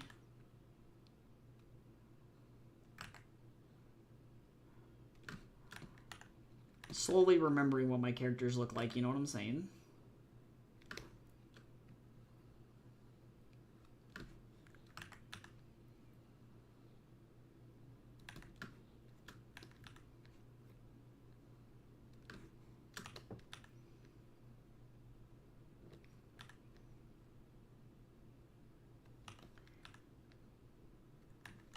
I'm gonna have to label them and be like, this is Dizzle now.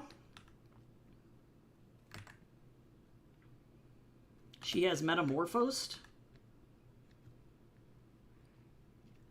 into Dizzle. Gained a new identity here.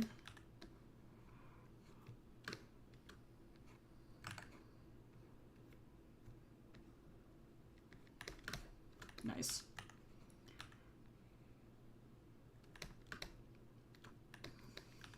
Y'all, I feel so weird. I recently, like, saw an article, like, I think about how random people will come into stream and then yell at me about how I do my art. And I've been seeing so many articles about, like, other artists making their sets or making their models in Unreal. And people are like, this is a revolutionary new technique. And I'm like, y'all, some of us have been doing this for, like, a good couple of years. And then you were calling us fucking cheaters. And now that Cartoon Brew has done a post about it, now it's a legitimate art style. Now it's a legitimate technique. You little piece of shit. So I've been feeling extra crispy about that as well. I'm like, y'all yelled at me. Actually, I am full of lies. This does not go that way. This goes all the way down.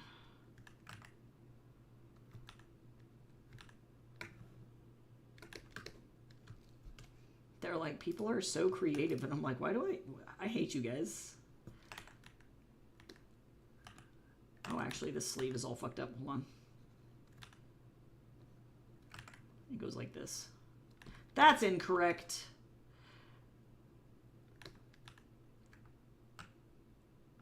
Actually, just overall... Well, wait a second. Hold on.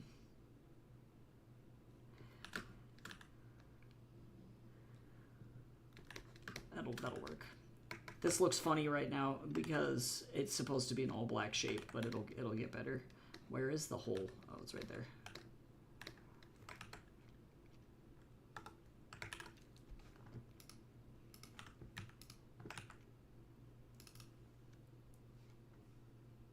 Okay.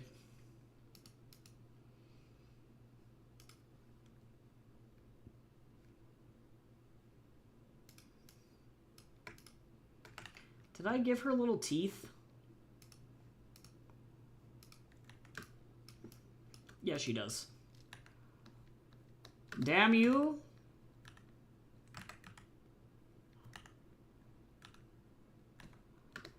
There we go. Better. Alright, now I gotta go. First, let's get rid of this. We're gonna merge this together. And then let me get this thing. There's so much black spots. Here we go. Oh, God. This is what I get for being crispy.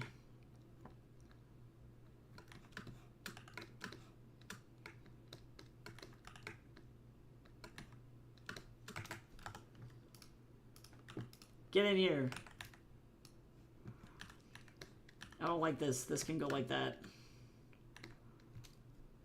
I feel like this crowbar is a... Hold on.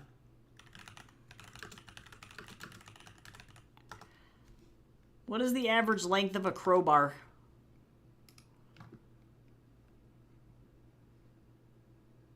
"24 inches. Oh, so that's actually like the appropriate size for a small crowbar. Oh my god, I'm getting so many messages. Okay, hold on. I gotta take a small break to deal with a bazillion messages here.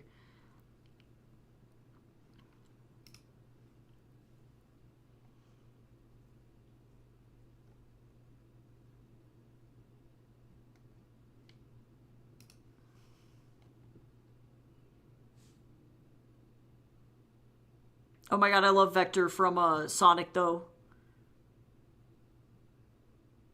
Sonic Heroes is like one of my favorite games, though. Oh my god, not Punch licking the wall. No. I'm going through all of these memes in here. We got a chatty mode. We're back to normal. Why him do that? I can't.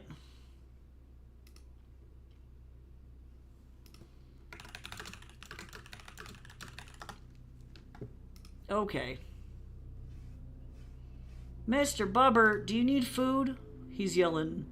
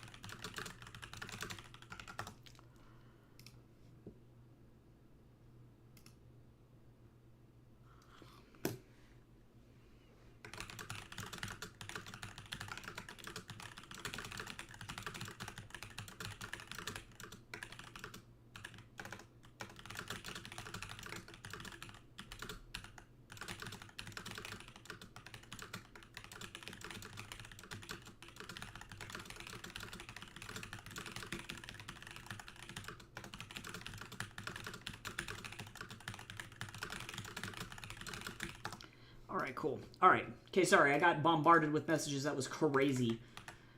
It looks like my friend Eric can line edit my book. Actually, before I continue on, Tatsu's gonna punch the shit out of my desk if I don't get up, so give me just 1 second.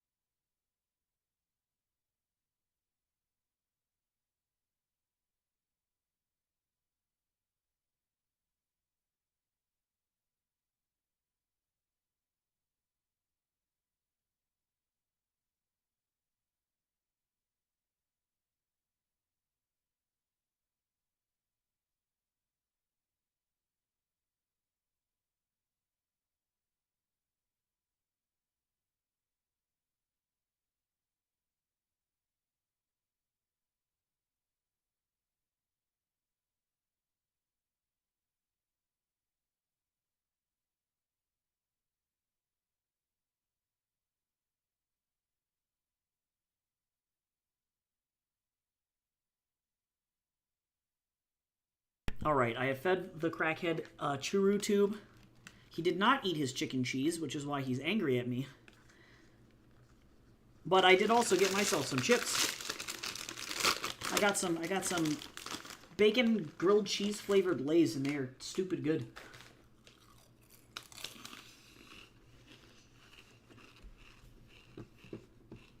Welcome back, Carrix. I hope your soup is good. I'm realizing I don't like the end of this crowbar. I'm gonna fix it. Hold on, let me get the crowbar. It just ain't long enough, you know what I'm saying? Sometimes a crowbar gotta be long enough to thwack. It has to have max thwack potential. There we go. That's better.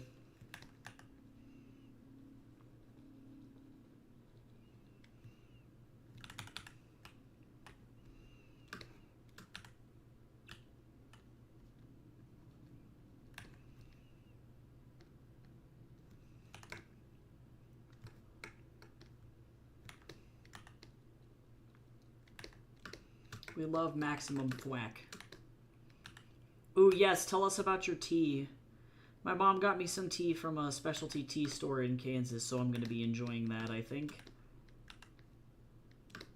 Very stoked about that.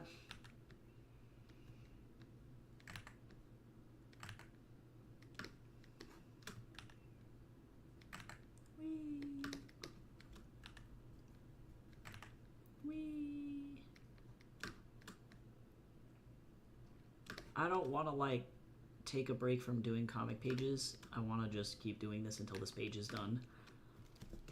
But I recognize I cannot. Did you eat your churros? Are you happy now?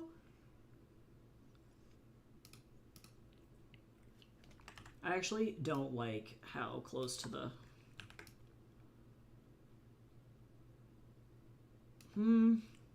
Yep, it looks like this is actually going to have to be the way. That's fine. Okay. That looks better. Did you...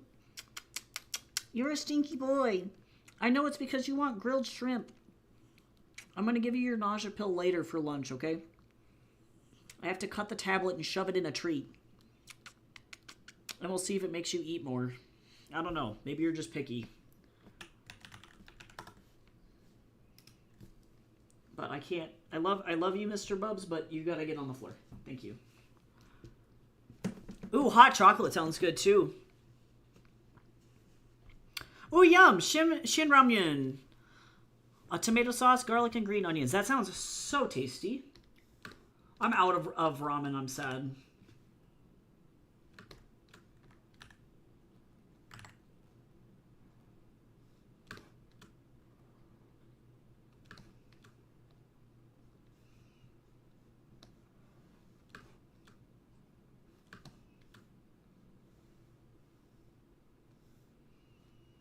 Whee!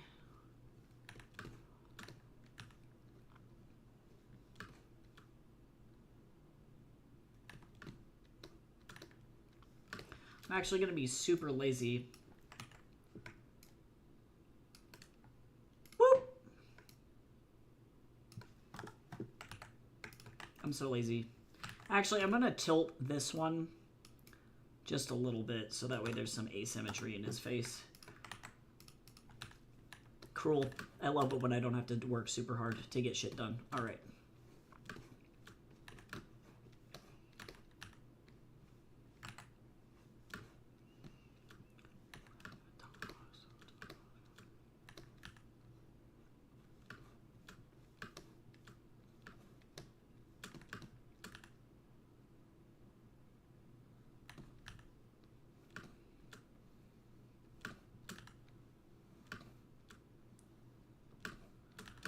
Wow. Oh my god, somehow we ended up in panic mode. I don't know what happened. I'll make the himbo longhorn. Wait, what is happening? What are you telling me?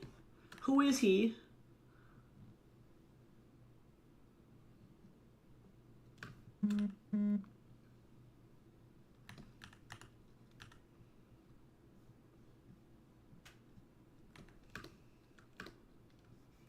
Oh, it's one of the names of your teas. That's funny, though. I dig it. Y'all, the tea for the Mirror Gaze Kickstarter is going to be amazing. It's a chocolate-based rooibos, so hopefully it'll be really sweet. Or not rooibos, honey nut, or honey bush. It'll be really, really sweet and really nutty, I'm hoping. Anyway. Mr. Bubs, are you okay? What's going on? He's being skanky. He wants one of my barbecue tater chips, but I have to tell him that he's not allowed to do that.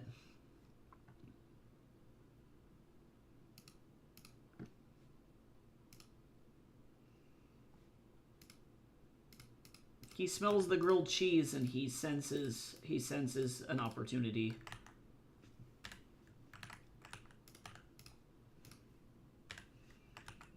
You know what? I'm actually going to make this a little bit larger.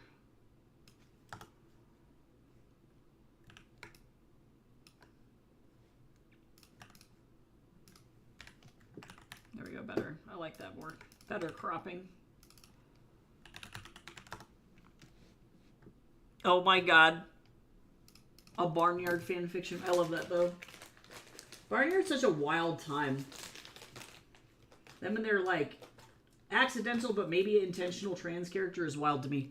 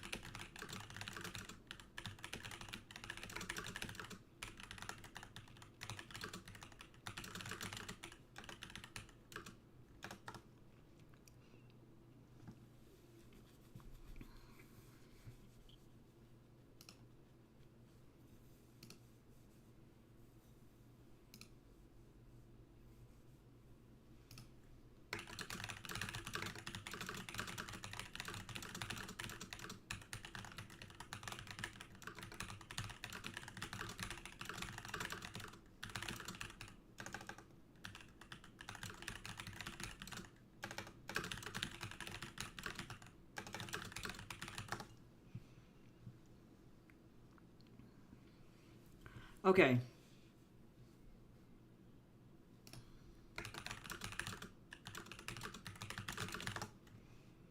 All right. How does the farmer know the cow's names and pronouns? Don't worry about it. I can't. I can't. Sorry, I'm explaining to Ski in the server why I don't like fucking April Fool's Day. I just don't find this a fun holiday, like, at all. And I've avoided a bunch of really weird shit.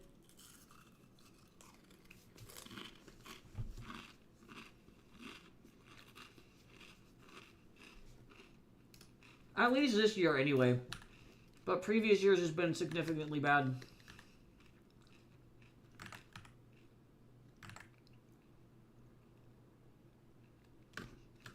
I love drawing his super long eyelashes.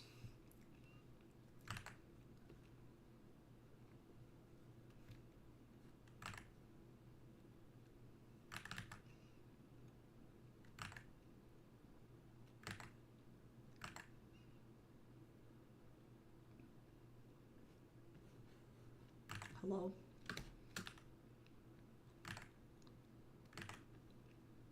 This is the most shonen anime shit. They're just gonna stare at each other and then punch everyone.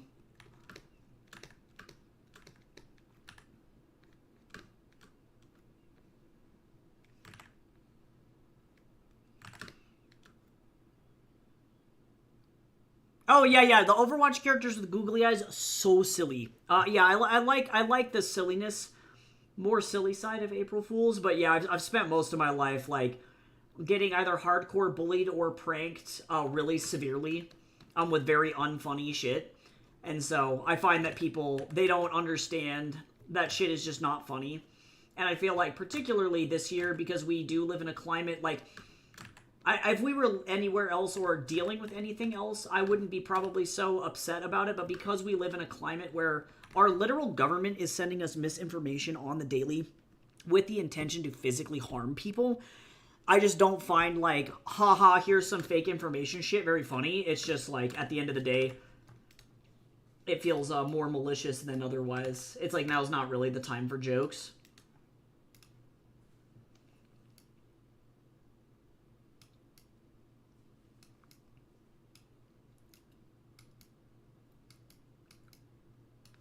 Good-natured stuff is always fine, but, yeah, I feel like people do weird shit. Like Ski mentioned in the server, their HR sending out termination letters. That's not fucking funny. Like, we live in a very unstable economy. It's just not funny.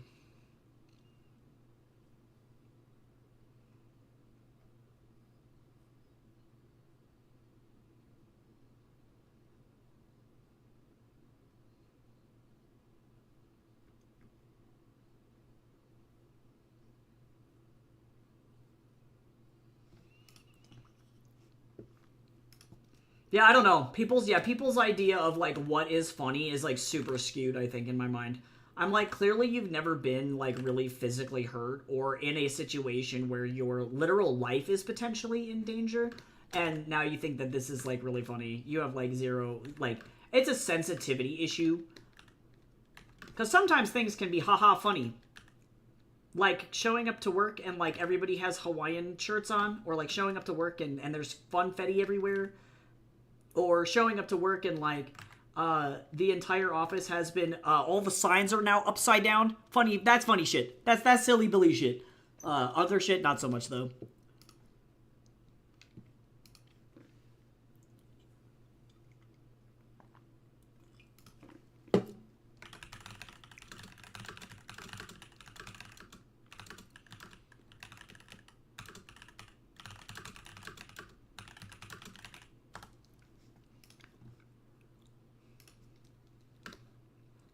Yeah, I guess maybe for me too, I grew up with really cruel family members, and like my own personal family, like my immediate family was not this way, but like I had very manipulative and very mean like relatives. Like I think about my grandpa specifically, like he was not like his idea of an April Fool's prank, or like I think about how he treated my mom like on her birthday, like he would chase them down in the house to spank them, to like physically hit them and be like, yeah, this is the funny shit, this is your birthday spankings, isn't this so funny? And it's like, no, you're literally you're literally chasing your 9-year-old child around, telling them that you're gonna hold them down and hit them. Like, it's not fucking funny. So those are the kind of, like, relatives, I guess, that I grew up with. And it just taught me, I guess, to be, like, afraid of pranks. Like, pranks were not something that were fun. But then also, too, I recognize I am now, as an adult, more aware that I am very neurodivergent. And that is also probably why I don't enjoy. It's an interesting day. Yeah, dad jokes are good. I agree, Carrix. Dad jokes funny as shit. That's the quality hee-hee content that I want. The quality teehees. Funny memes, I'm a huge fan of those. Let's do funny memes. But, like, yeah, playing with people's jobs or playing with their emotions, calling people and being like, your dad died, like, that's fucking horrible. Horrible.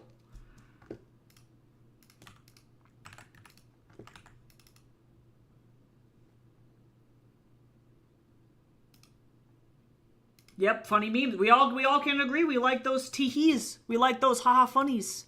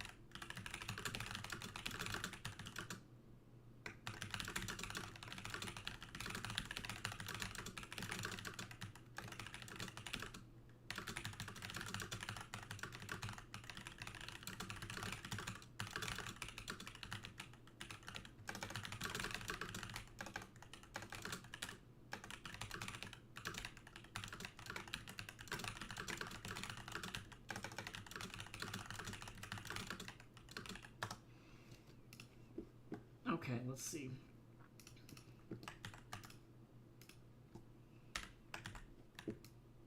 Alright.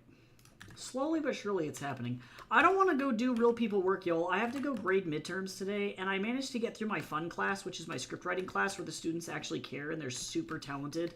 Some of them are writing, like, the most amazing scripts. They have super fun characters. They're just overall, like, a blast to work with. And then, meanwhile, I have to go over to the class where I'm having students, like, be physically disrespectful to me, and I'm like, I don't want to be over there. I don't want to do it!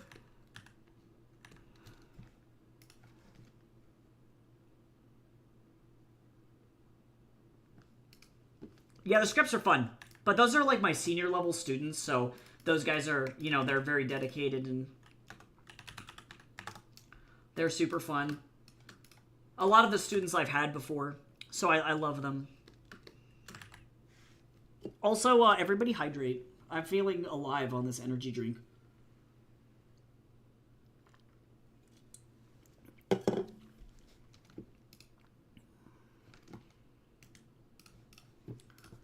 Alright, let's see now. I had to open this jaw, but I really want to, like... I love this cheeky little stupid smile.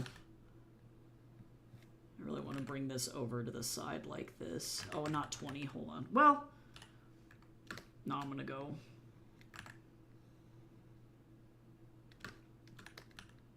Also, I love some fucking Spangle. I love some good old Spangle in the morning, you know what I'm saying? I want to go to one of their concerts really, really bad. But I do imagine that it is much better if you are, like, high as a fucking kite on LSD. I'm sure it's a great experience otherwise, but I would want to be on the LSD, and I don't do the hard drugs, so I feel like it would not necessarily diminish the experience. Oh my god. I'm actually going to need to turn this off. Get out of here. It wouldn't diminish the experience, but I do feel like certain shows are made for that shit, and this is one of those ones. They have, like, giant moving animatronics that are, like, very trippy looking. And I know exactly what they're doing. I'm like, nah, y'all did this with the intent of having people be like, woo!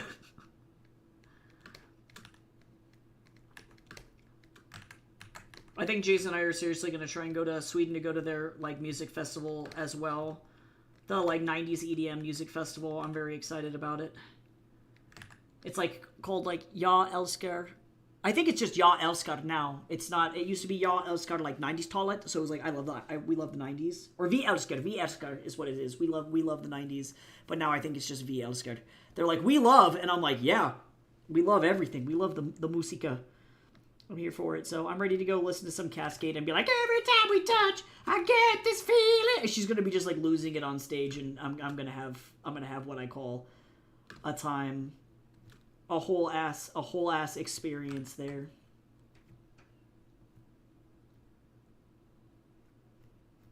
Every time we touch. Yeah, so I love her. And also maybe Scooter! Scooter, he might be there. I love him too. He's German, I think. And every time we kiss... Yeah, exactly, exactly.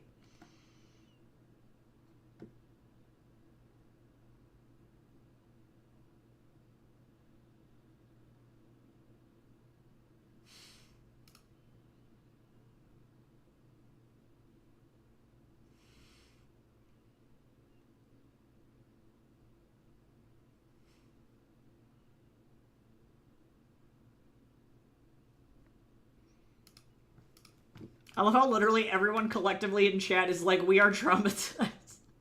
Ski's gonna open those messages and be like, oh my god. Y'all, I'm sorry. They're a really good sport, though. They definitely are also a very, like, tee-hee, ha-ha kind of a prankster. They're a very enjoyable person to be around. And I'm glad that nothing, like, super severe has ever happened to them, because, like, Jesus Christ. If anybody hurts Ski, I will fight them.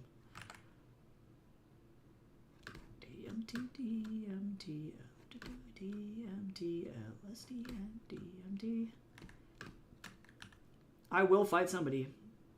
I will, like, WWE them. Do do do do.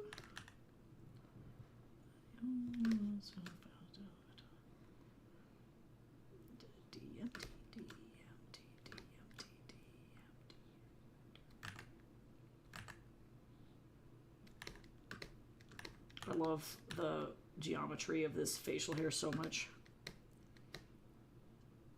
Send them to hell. Oh my god. Just an immediate, strong kick directly into the underworld. I feel like I have a list of people that I would love to do that to right now. It's a kind of a short list, but I think it'd be a very effective one. Where's the Death Note, guys? Who has it, and how do we get them to do what we need them to do?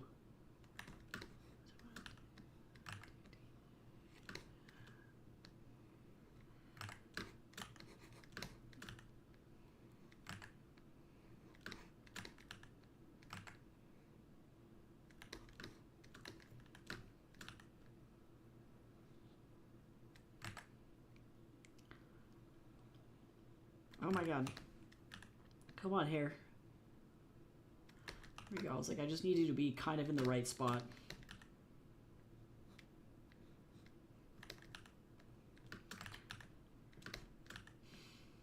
I wish that I had, I don't know if I had tortilla chips, but I want to have that Fideo Seco for, like, lunch. So good.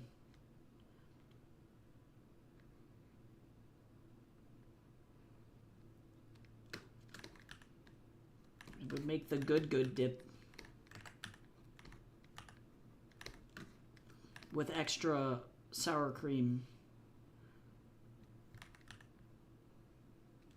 I have a mighty need. But also, we made these short ribs the other day, and they were like Nathan Lamb worthy short ribs. They were so fucking good. Oh my god, can I? Wow, Braid. I'm like, can I help you? No. There's nothing that will save me.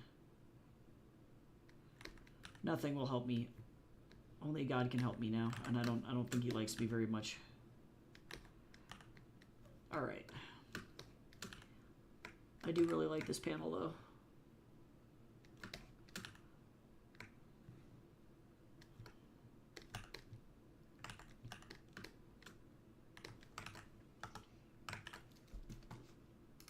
Alright, y'all, do you think I can speed run this page and get this one done by the end of stream? I actually, now looking at this, hold the phone. Stretch! Everybody stretch! Don't be crispy. Don't be crispy crusty. Don't go to the Krusty Krab. I'm actually going to do...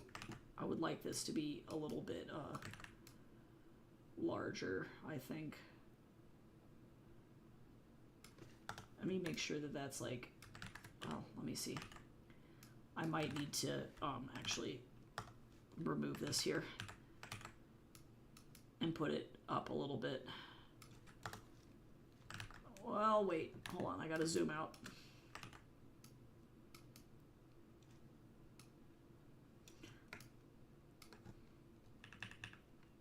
Okay, there we go. Now I just need to move some stuff around. Move this down a little bit.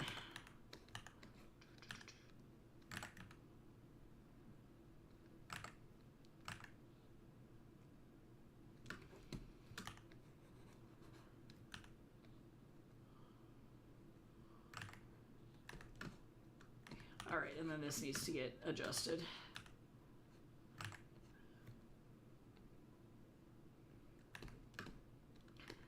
God damn.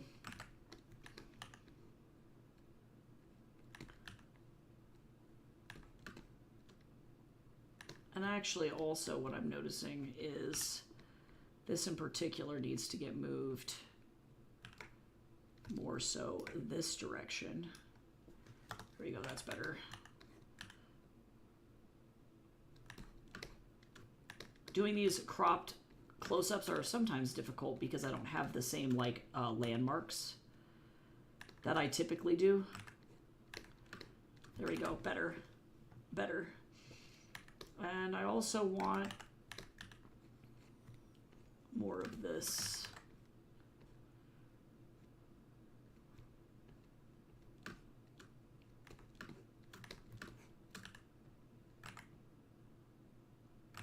Hello?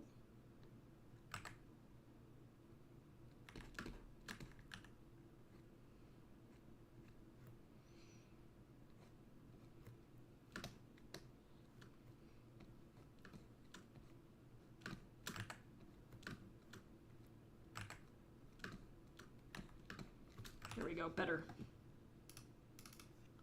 Much better. Oh. Actually, you know what I missed too? That ain't good. Okay, so now let me go fix this. Reconnect that, and then there we go. Let's go back in here like this.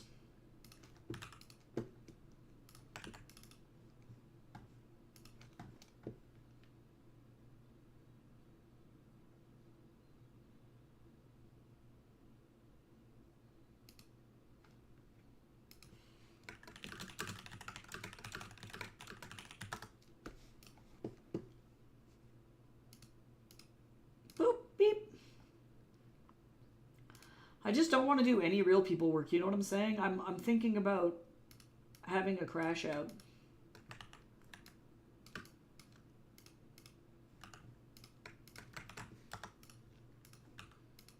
Could be kind of fun though.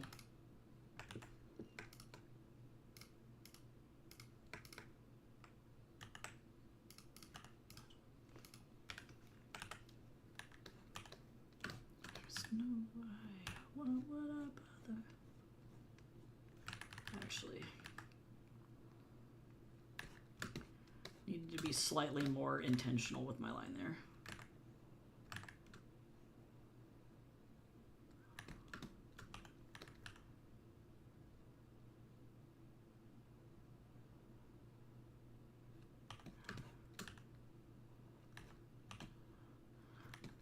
I love these close-ups because I can get really fun and thick with the line art, and it can be real heavy. Okay, I'm ready. I'm ready for them to just go to fucking combat. I'm prepared. Next week is going to be kind of a pain in the ass, though. It's going to be rough.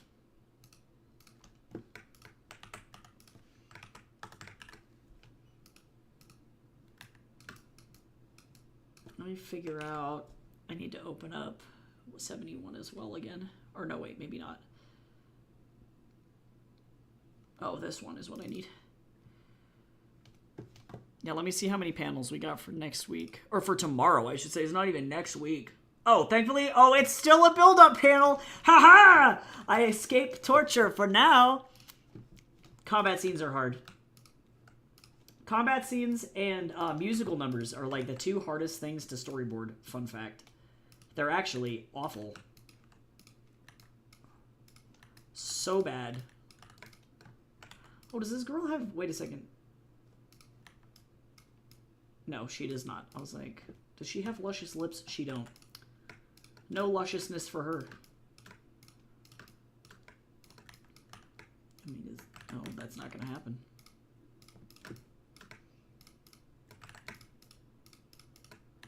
And then after that, it becomes hell. So next week, truly, it is hell. The Hellgate opens. It ain't good. But I think because I had gathered so many references at that point, it won't be so bad.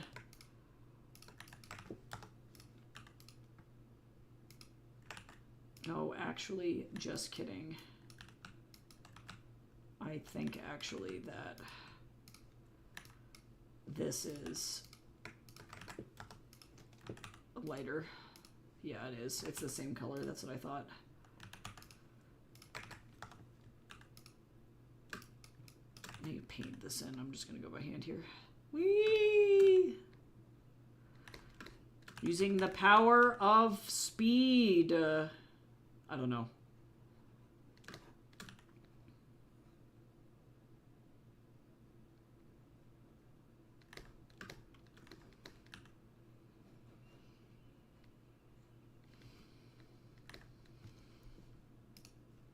Let me grab the blue. Blue. Oh my god. Yeah, I'm just gonna do this manually. That'll be okay. Nope. Boink. She's got the crazy eyes. She's here for violence. She's like, I've been waiting all week to just whack somebody with this thing.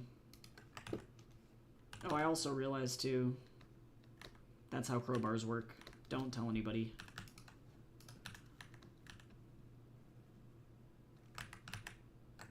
Little did you know, crowbars have a little hooky.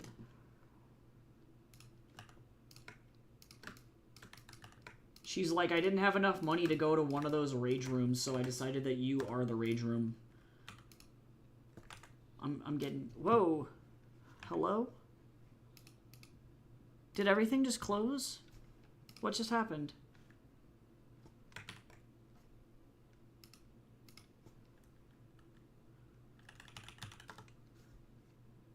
Oh, wow, that was wild.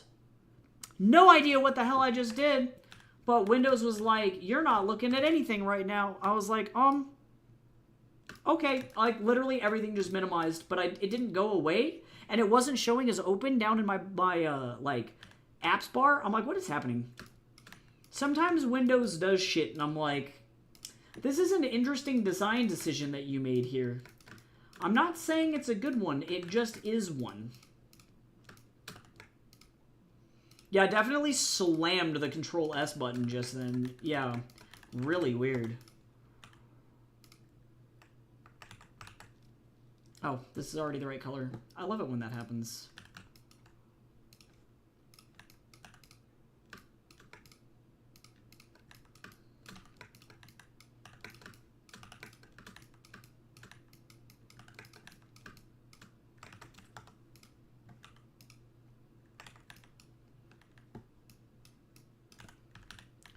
Yeah, right? It's just like, it's just a big old question mark. You know what I'm saying? I feel like I looked at that and I was like, why is this whatever hotkey I press, like, why is that even an option?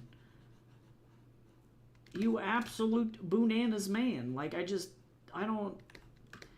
Somewhere a software developer went, guys, you know what would be so great, though? What if you hit this hotkey and it just, like, closes everything sort of, but it doesn't really close anything. It just kind of like minimizes it in a way that, oh, I forgot his glove, in a way that you can't see what's going on, but like it's gonna freak people out. They're gonna be like, where did all my stuff go? And we're gonna be like, oh, it's okay, don't worry about it, it's not closed, it's just invisible for whatever reason. And it's like, alright, oh, okay.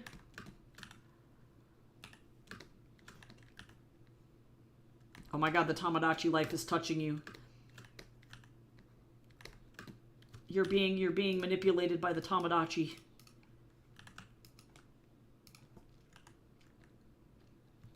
Oh yeah, no, that's fine. That it looked you in the eye and it said, "This is how you gay." Oh, it's happening. Oh god. I don't think that they were ready for the amount. Like, I feel like they do time these things kind of well. I don't know if Nintendo knows that the world is going to go into crises, but it seems like they always show up with something to be like, oh my god, everything's bad. Quick, here, have this thing. And it's like, thanks, guys. Animal Crossing got me through the fucking pandemic, and Tomodachi Life is going to get me through World War III, I guess. Oh my god.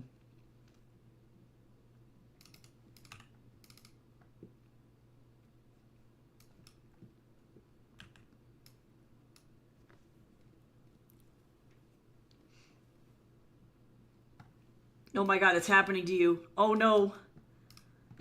The power of the gay is too strong.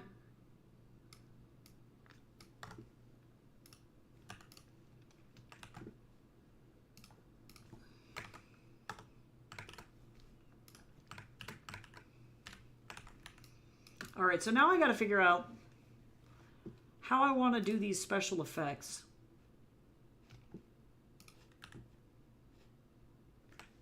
And I'm actually going to open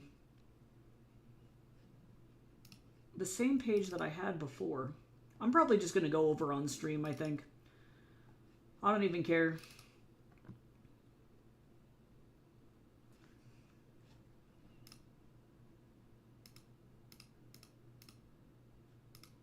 It's vivid light.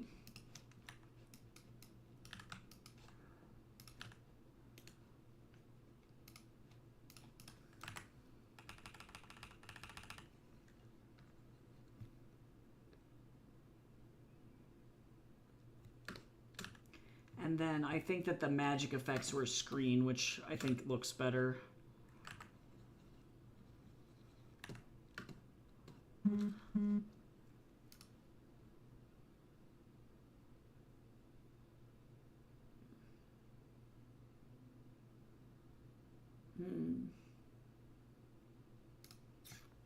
This is fine, so let's do some screen here. It reacts differently on different values. So I have to decide which ones I want to use.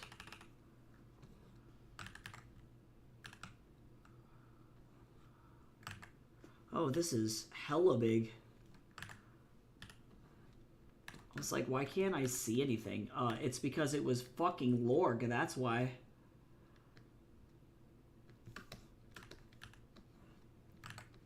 Yeah, this is going to look better over on her as well. I think I am going to go with a, like, bright highlight here.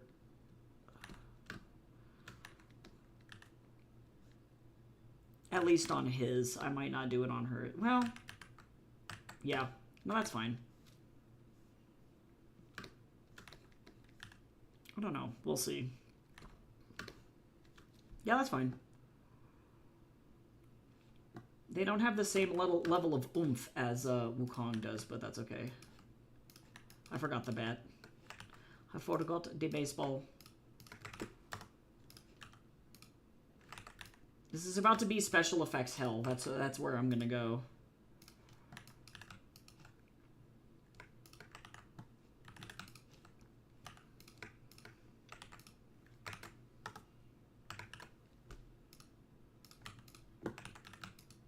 But that's okay.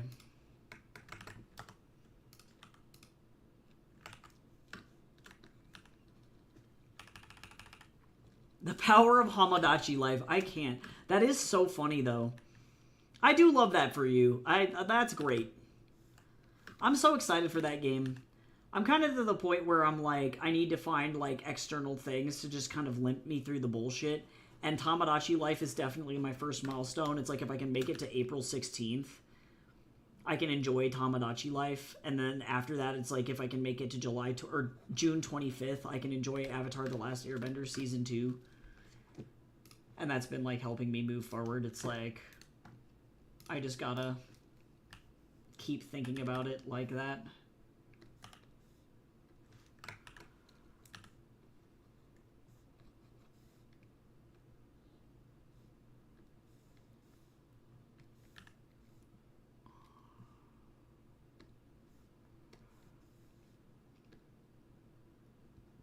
But that's okay. Special effects Torment Nexus. Oh my god. It's got like a Kingdom Hearts level or like a Final Fantasy level of like Sephiroth as the difficulty. That's okay. It's gonna look cool at least. Like I know it's gonna look neat.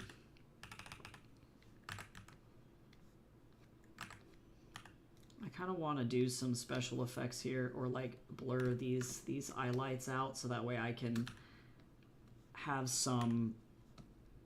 I want people to be able to get some kind of indication that this is... Yeah, this is fun. It is fun!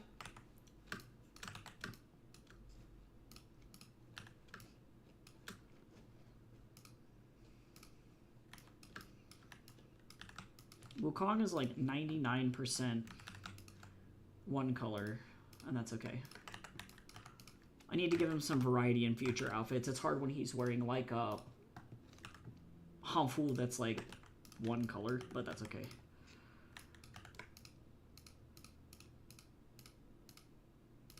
Hopefully these pages will be fun. I always like it when the audience turns to a new page, and it's like there's a lot of color going on. It's like, it's just fun.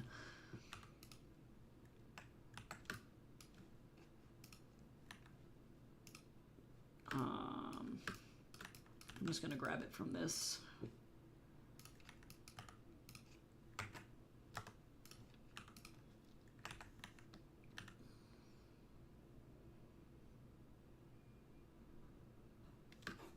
Now that I know what my like stuff I need is for like the special effects, this will make this a lot faster.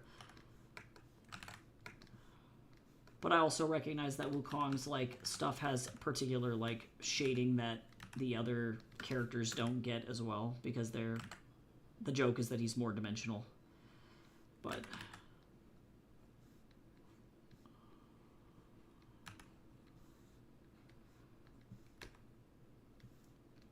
he's so pretty.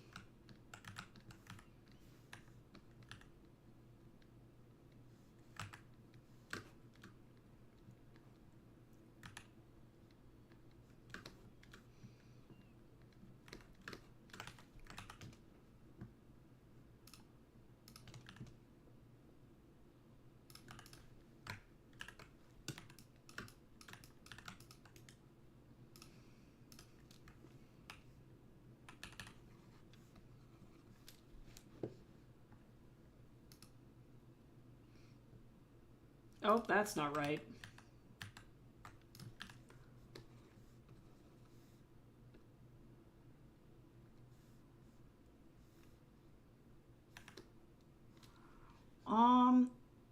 The question is, for the sake... Nah, I'm gonna leave it alone.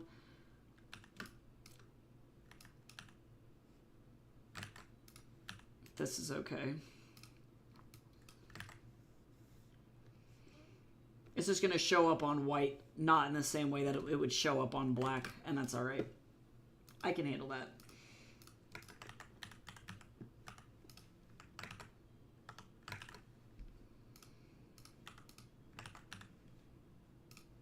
That is a-okay. So much stuff is happening in this close-up. There's so much going on. We're very, very close. Things are happening.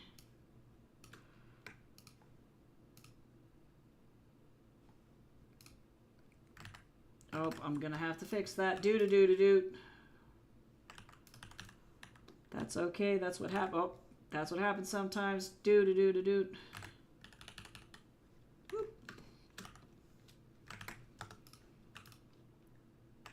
Oh, that ain't right.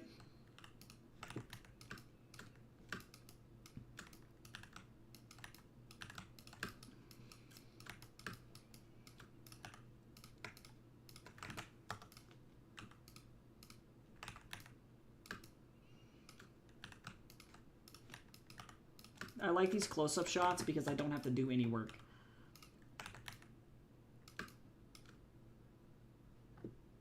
Like, that's it. That's all there is. All right, so now I can go back in, get this down. I love it. I love it. All right. Okay. Now we need dialogue, and then I'll be done. So let me go ahead and get rid of this.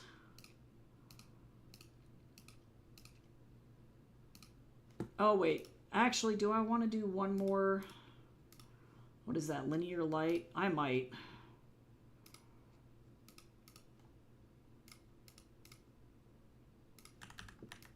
Let me get that going.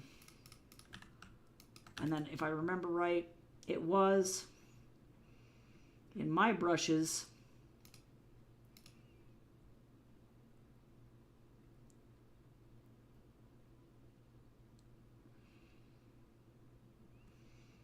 This brush.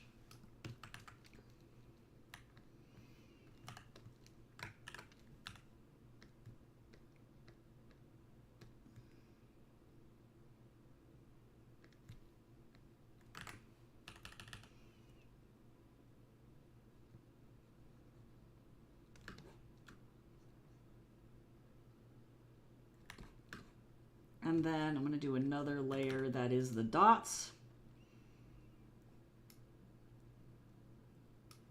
These bad boys. Yeah, because I want this to be like literally as color packed as humanly possible. Like,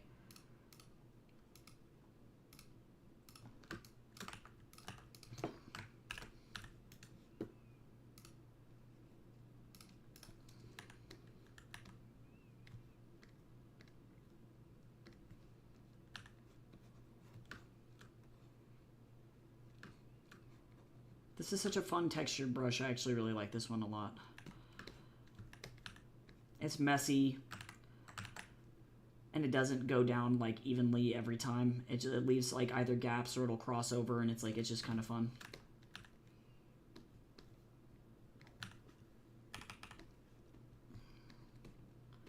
Yeah, that's fucking great. Oh, it's good. All right.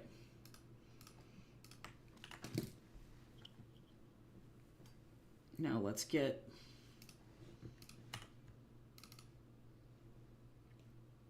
Speech Bubbies.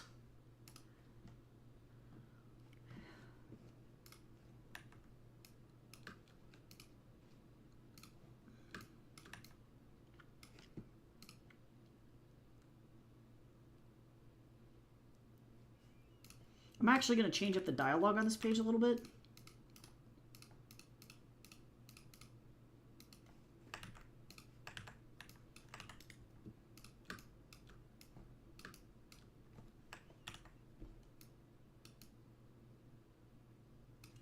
Do I want to do like a side... Hold on. This is going to be a better one.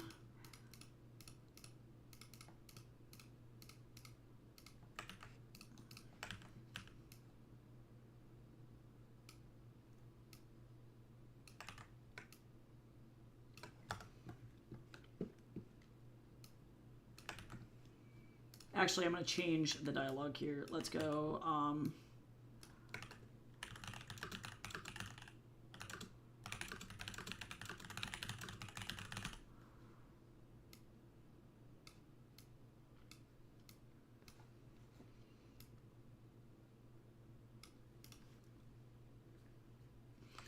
Actually, I'm going to shorten this dialogue to that. And then...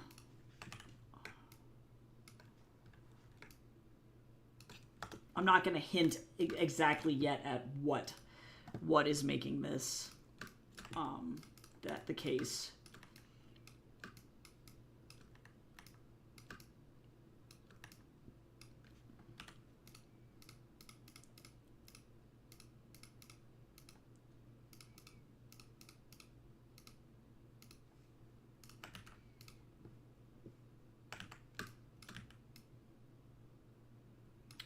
I might need to change where the tail is on this too.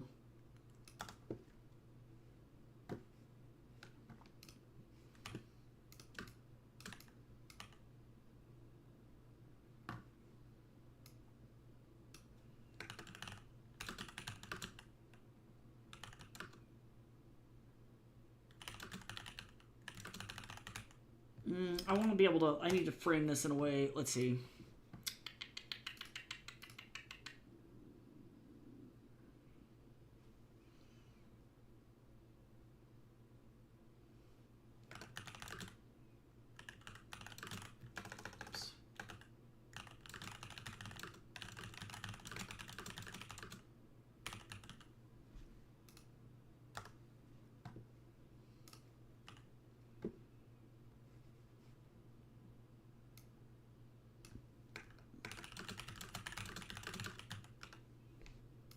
Okay, there we go. Actually,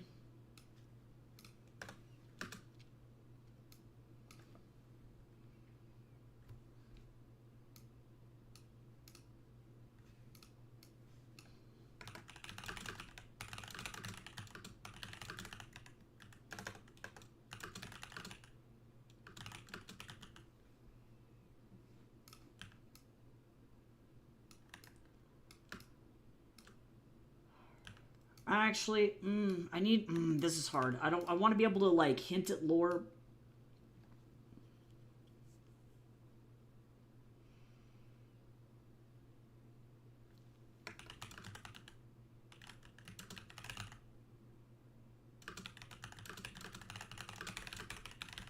I like that.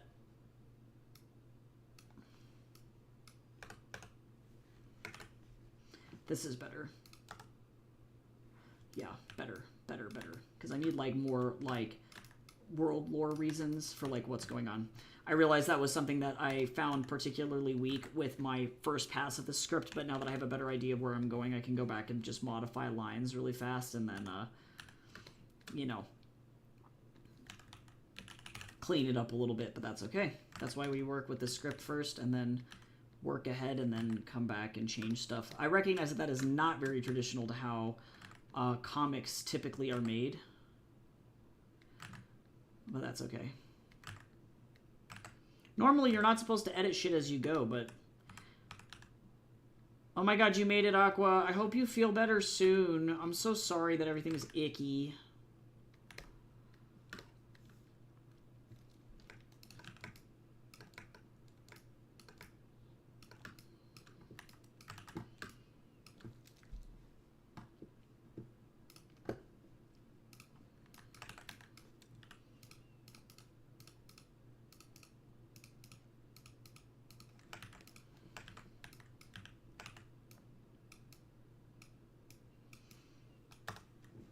I don't think I'm going to need this big of a bubble, but we'll see.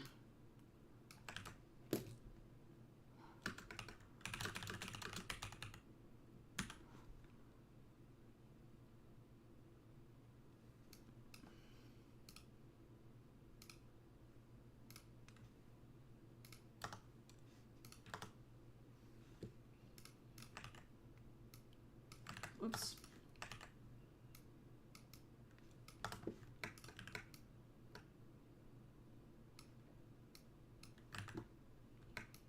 Yeah, that's fine.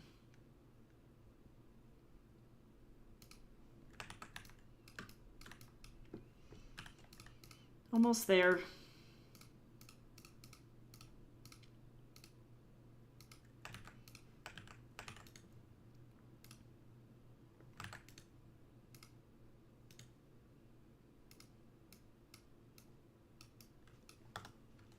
This is the biggest dish of all time.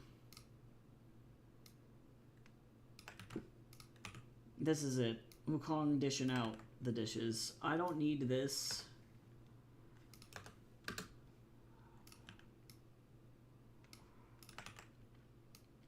This lands better if it's shorter.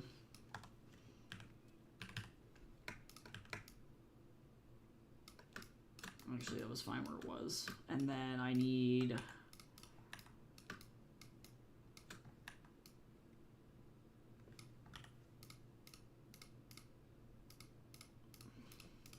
This is so good, though.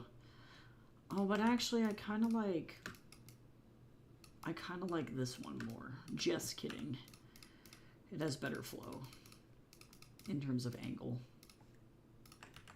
Boop.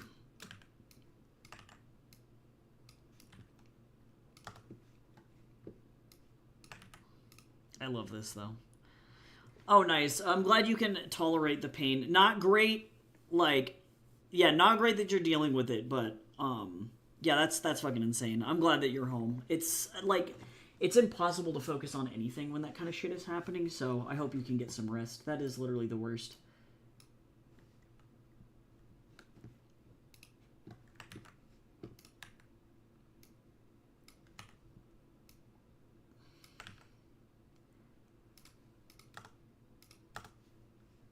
Oh my god. This is it. This is the funny shit.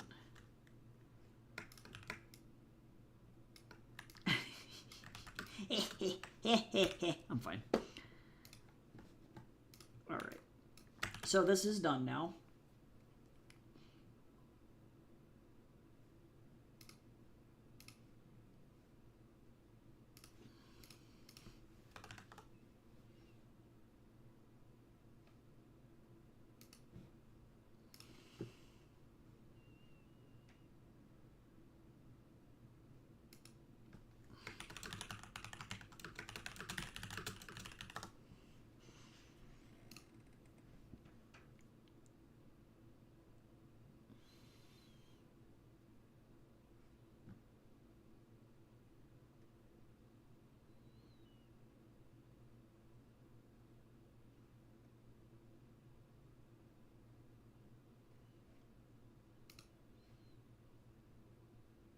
Okay. Sorry, my brain is... I am a half-baked potato. I think that would be how I would describe myself, is indeed half-baked potato. Slightly undercooked. Uncomfortably crispy on the inside. I have to go see if I have tortilla chips for my fideo seco, and I hope I do.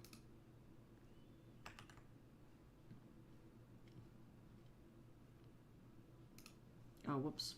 I did not grab all the layers. I didn't grab the back.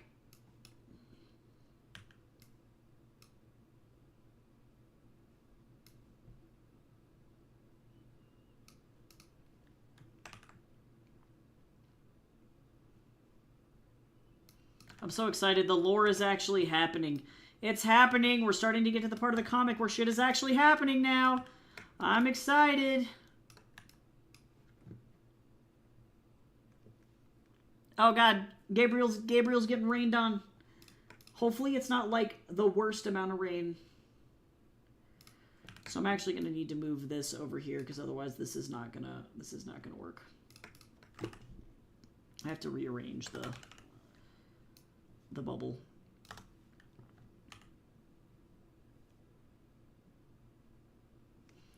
Oh, wait, this is gonna get dumb.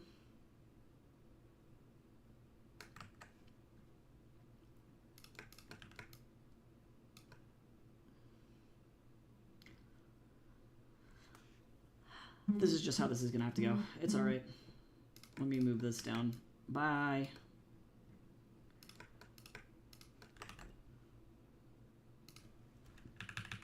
Also, we got a teehee. Boop.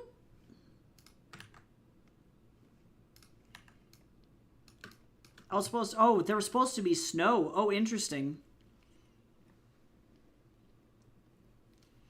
Yeah, it is definitely more chilly up here than it was yesterday for sure. It's the temp difference is insane. The office right now is 21 Celsius, so it's not that cold in here, but outside is like mega gray, so I'm assuming it is particularly oopy-goopy outside.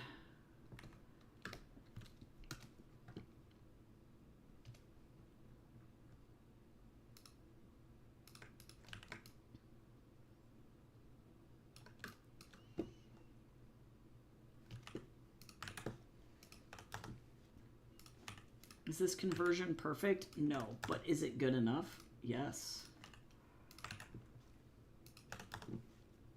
We'll have to list this page as mature because somebody dropped an F-bomb and it was Tiger.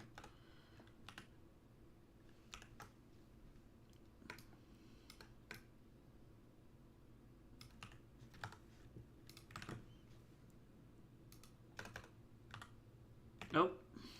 Whoop. Whoopsie. All right.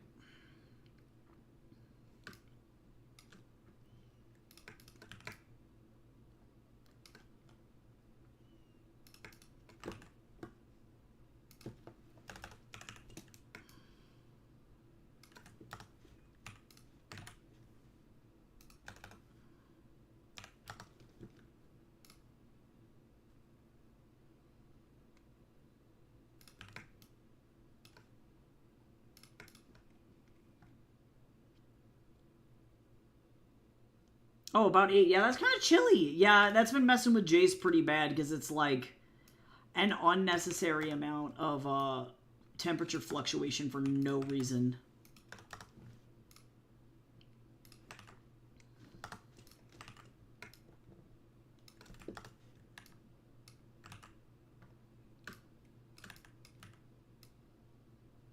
Nice, though. Oh, this looks fucking good.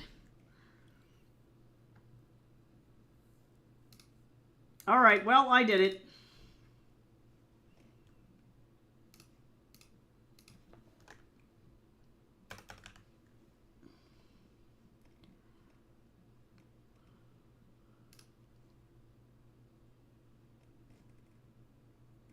So now that this is done, I am going to go. Tomorrow we will finish up the final setup page for this conflict.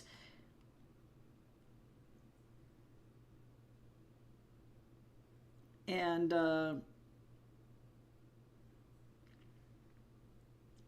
yeah, it'll be three panels of garbage. We do technically get one like setup combat panel, so it's going to be like 7 figures, actually 8 figures, potentially 9 figures on one panel, which absolutely sucks. So I'm going to go ahead and get on out of here. Thank you so much for hanging. Tomorrow we'll be back for whatever the hell that panel is going to be tomorrow. And hopefully I'll see you soon. Get some rest, take it easy, and I'll see you later. Bye-bye.